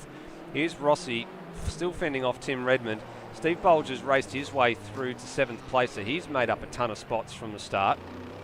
Brock Harvey's up 1, and then Burko has had a bit of a shock. Oh, geez, he was very, very wild. Oh, my goodness. Peter Savage is off into the pit lane because the traffic has forced him off the road. Wow, so that traffic is the McLaren of Kalen Duncan. Let's just go and see if that was something that was a little bit unsafe. Where did they catch him? So on the main straight. It should have been a simple pass. He wasn't even on the radar. Oh, he was off the road. That's what's happened. He's put the lights on. So Savage done the right thing. And indecisive. Great reactions, good instinct from Savage. And Wedding will have seen that and said, I'm not going to take advantage of that pass move. That's a little bit on the dangerous side. May very well be looked at after the race. But he still has that buffer. Let's cycle back through the field. You're right. So Duncan and Walsh, only 2 cars a lap down. Joyner and Termo was the next battle we were going to take a look at here. There they are, just out of Southern Loop. And Rosella's had a little bit of a shock up.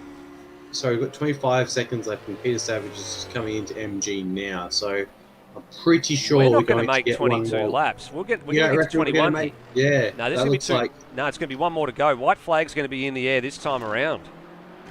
And that will work out very nicely for Savage. I think the battling at the head of the field has put a bit of a dampener on the absolute pace. Remember, in race 1, it was only about 6 Wedding's seconds. off the road! Wedding's off the road. He's got enough margin back to Brunswick, though, but he won't want to be doing that too many more times in the last lap. And it is the last lap. White flag, as we said, is in the air. That will be a free kick to Pete Savage, I think. I don't think he'll be headed from here. Just got to keep it on the blacktop, and he'll be home. Well, and Tim Redmond's actually gotten through on Brendan Ross as well for 5th. So that's a bit of a change in position there that we've missed. The real question is Line Mitch going to have a go on Brunswick in this final lap? Where is, not where. If he is. Yeah, he's got to be. First of all, he's got to be close enough. Secondly, right now, I don't think he is. We know Lime loves a good dive bomb, so if he gets an opportunity, either here at turn 4, I don't think he's that close, or up at Lukey Heights, expect to see that big BMW barreling through. Jeez, look at him on the brakes there. He was so much more confident in there than Hans. Hans was taking the I want my 3rd place line. Lime Mitch was taking the I'm coming through line. Lime Mitch has given it away. Tried to get the run out of Siberia, has thrown it away. He will finish 4th. The next battle that's going to be interesting is can Redmond hold off Brendan Ross? But let's not take anything away from Pete Savage. He's got a little bit of lap traffic to contend with here. But hopefully it goes a bit smoother than the last time. Really trying his best to not be lapped here. He wants to stay on the lead lap here. And I think he realises that is... Or is it going to happen? It's going to be... No, he'll keep it. He'll keep it. So Pete Savage will get the win. Roddy will get another lap. Lewis Wedding is very, very angry after that one, I think. And a debut podium in GT3 for Hans Brunswick. Ooh, cars coming across the track there. And Lime Mitch for 4th. Amazing drive from Hans Brunswick. And always the bridesmaid to the podium. Yep. He's the Nico Hulkenberg. Yeah. Lime Mitch gets home for 4th. The GT3 series. Tim Redmond home for 5th place. So good result for Redmond. And then Brendan Ross will be home for 6th. Bolger, good drive, P7. Brock Harvey, 8th. Burko, 9th after all of that. And Mike Coulston gets home inside the 10. So, well done. And then Joyner and Termo pretty much nose to tail getting across the line in 11th and 12th. And a couple of very good drives from the back of the field there. Bolger up 10 positions as well. There are a few more there. So, Rosella, a late-minute entry for this one, home in 13th. And he must have had a moment somewhere that we've missed because he was in that battle with Burko and Coulston, remember, for a long period. So he must have had a little bit of a spin or something that's dropped him behind the Termo Joyner battle.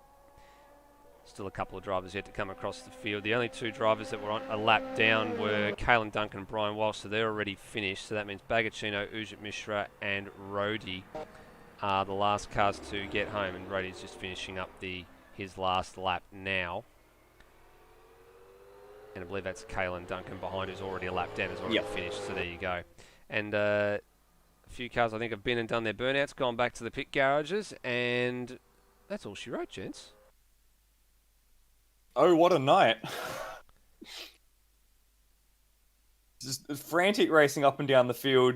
Battle packs, battle pairs all the way throughout. It was difficult to know where to look. And in the end, it was Peter Savage who took home a victory ahead of Lewis Wedding, which very much helped his championship tilt, with unfortunately Will Devonish suffering some hardware issues, dropping him out of the race on lap 4. Well, we're still waiting on our race leader to jump into the booth with us, unfortunately. Yeah, we're waiting on our race leader, but what I want to do right now is have a bit of a chat to our 3rd place man. Let's start from 3rd place up. It's a debut podium for Hans Brunswick, and well, Hans, the move around the outside of 1, the highlight, I think, of your race, not only moving through the field, but the highlight of your race. Talk us through that move online, Mitch.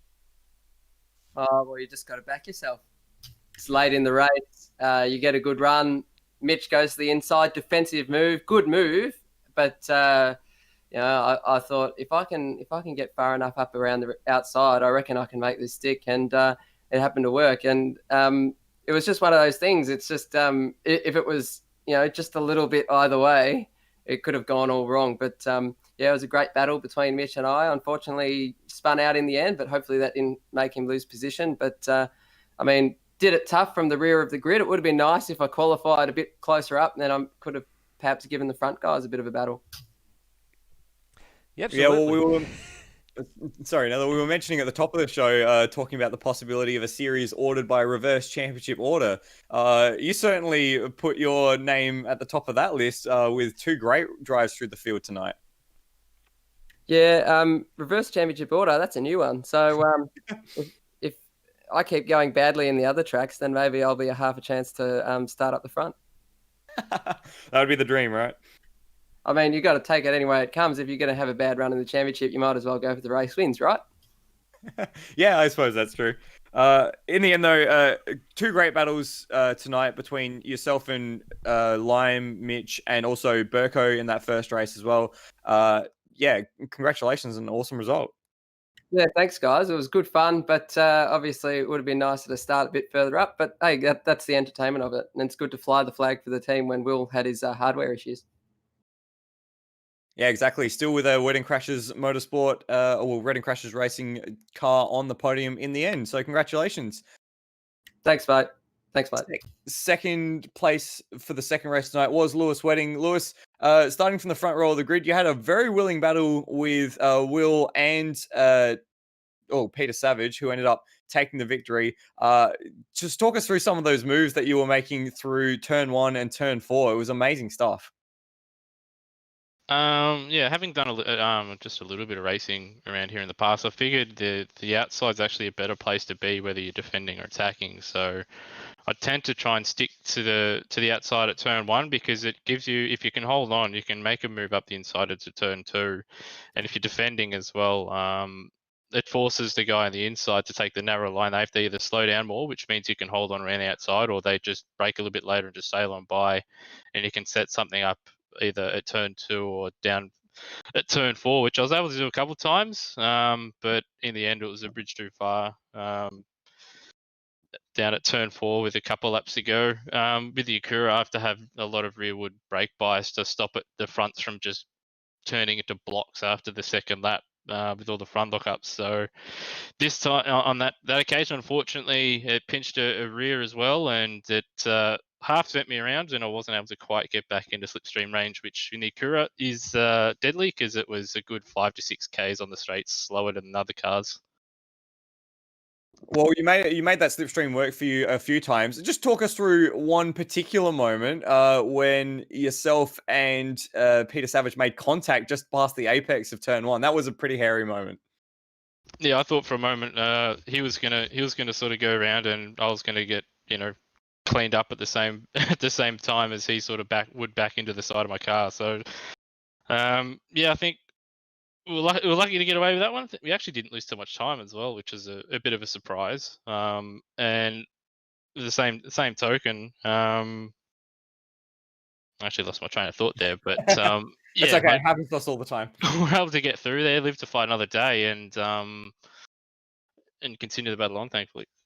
And it was a good result from you. You've had a bit of bad luck in the GT3 series so far, both in the World Challenge and the Sprint series. What does a result like this do for you personally in terms of, settling some nerves and giving you some confidence back heading to the second half of the season? It doesn't mean anything really. If I'm being perfectly honest, I know some people are going to be like, "Oh, it's a podium and he should be happy," but yeah, it's been quite frustrating, because in race 1, I knew I had pace to sort of be towards the front end of the field, and then on lap 1 I get shuffled down, and then I had a car in front of me just was on the first and second lap that just couldn't keep it on the road, but was just blocking just enough I couldn't get by, and then I was involved in the incident later on. And then this time out, I did all I could, but in the end it's just the car just quite doesn't have what it takes at some points. It's really edgy, so it's nice to sort of be battling up the front, but I do imagine further on in the remaining rounds, it's probably going to be a bit difficult because this car just has so many negatives to it with the fronts locking, the rears overheating, and also the rear wheels spinning up. So I guess it's good to get points for the team because we haven't had a good run for the season. But personally for me, it's still a bit frustrating at the moment. I do want to get at least one win by the season's out, but bring on the next season and series, I think. Well, you certainly put in a great performance tonight. Second place was the result in the end to you. If you keep that good pressure and consistency on, I'm sure you'll snag a win before the season's out. Congratulations on second Lewis Wedding. Cheers, mate. Thanks for the call. No problems. Thank you. And finally, our race winner in the second race tonight and taking the championship lead back once again, Peter Savage. Peter, a great race from you, a great, well-fought battle with Lewis, but importantly, making a very, very good points haul in a race where your direct championship rival had a shocker. Yeah, well, first of all, I'll honestly say it does really suck that this is the second GT3 series in a row that he's been done by a hardware issue. But yeah, the championship fight in my eyes is definitely not over. He could very easily still win this. Still need to make sure I bring my A game to every round, and yeah, I'm hoping I can notch up a few more wins. Yeah, well, you've had a race win, I think, at every round so far except the bend, if my memory is correct. So some great consistency from you. That battle between yourself and Lewis, though, when that you made contact in turn one, what went through your mind?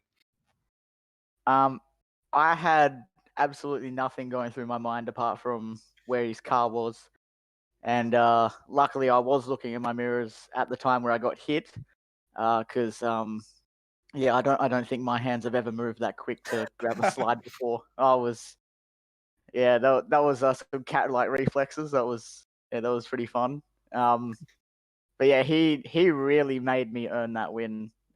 He knew that I had to fight for a championship, even though I'm not thinking about it. Being in the championship fight, I couldn't risk being in an incident.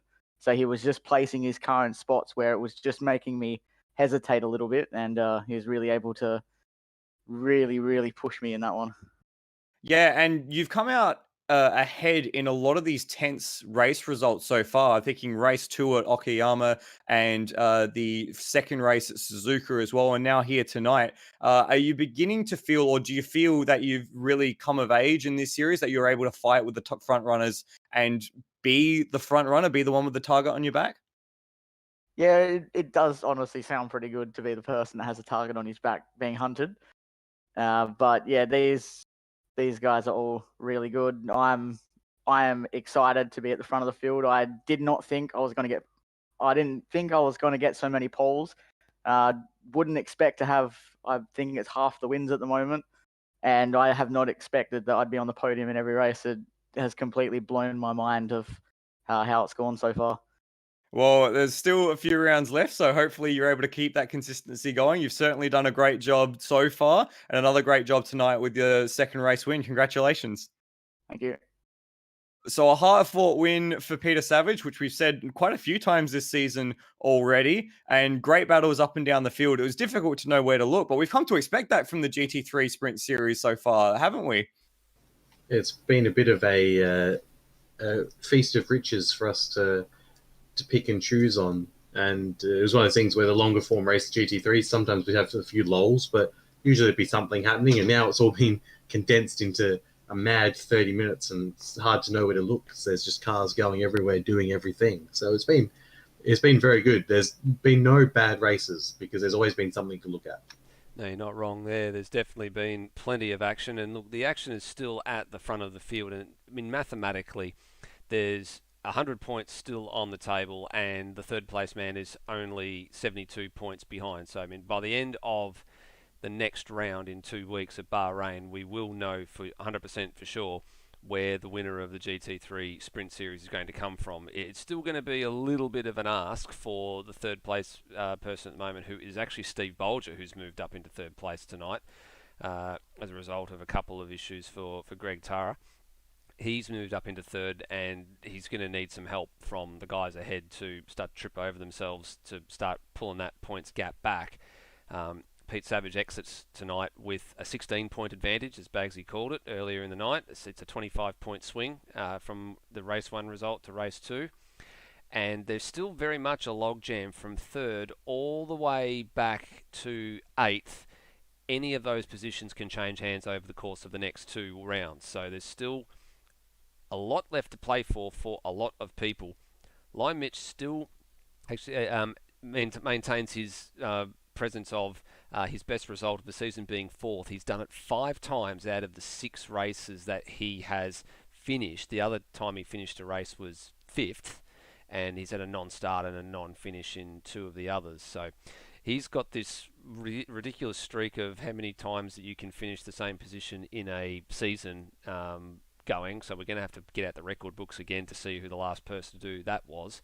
And he has actually taken over the lead of the Silver Cup from Noah Turra, and Steve Burko, as we called earlier, has moved ahead of Noah as well. So time for Noah Turra to get back on the horse, get some practice in when he gets back from camp, and start to see if he can catch a very, very quick BMW, gents. Yeah, and it's interesting to see how that mid-pack is beginning to form with all those drivers not necessarily having the most consistent front-running pace, but consistent mid-pack pace. And so far, it's been Lime Mitch that's taken the most consistent results, but he still hasn't grabbed a podium, so he hasn't had that big point swing his way. So it's very fascinating in the mid-pack, but yeah, with the front 2 so far ahead, it's looking already like it could be a race in 2 as we approach the final rounds. Yeah, you're not wrong there. And for Lime Mitch, his attention now turns to Super 2 on Friday night. He's fighting for a championship with Steve Burko. 3 races there to go. And ATCC. And ATCC as well tomorrow night. I'm sure he'll be in there as well. And we will look forward to seeing what lies ahead over the course of the next couple of nights in those particular series. So for all of you who tuned in at home tonight, thank you very, very much for watching. I'm aware there might be 1 or 2 people from the Phillip Island Auto Racing Club who tuned in tonight, so I look forward to seeing your feedback on tomorrow night's Zoom call, gents. And thank you very much for watching. Please drive safely, and we'll see you next time. Bye for now.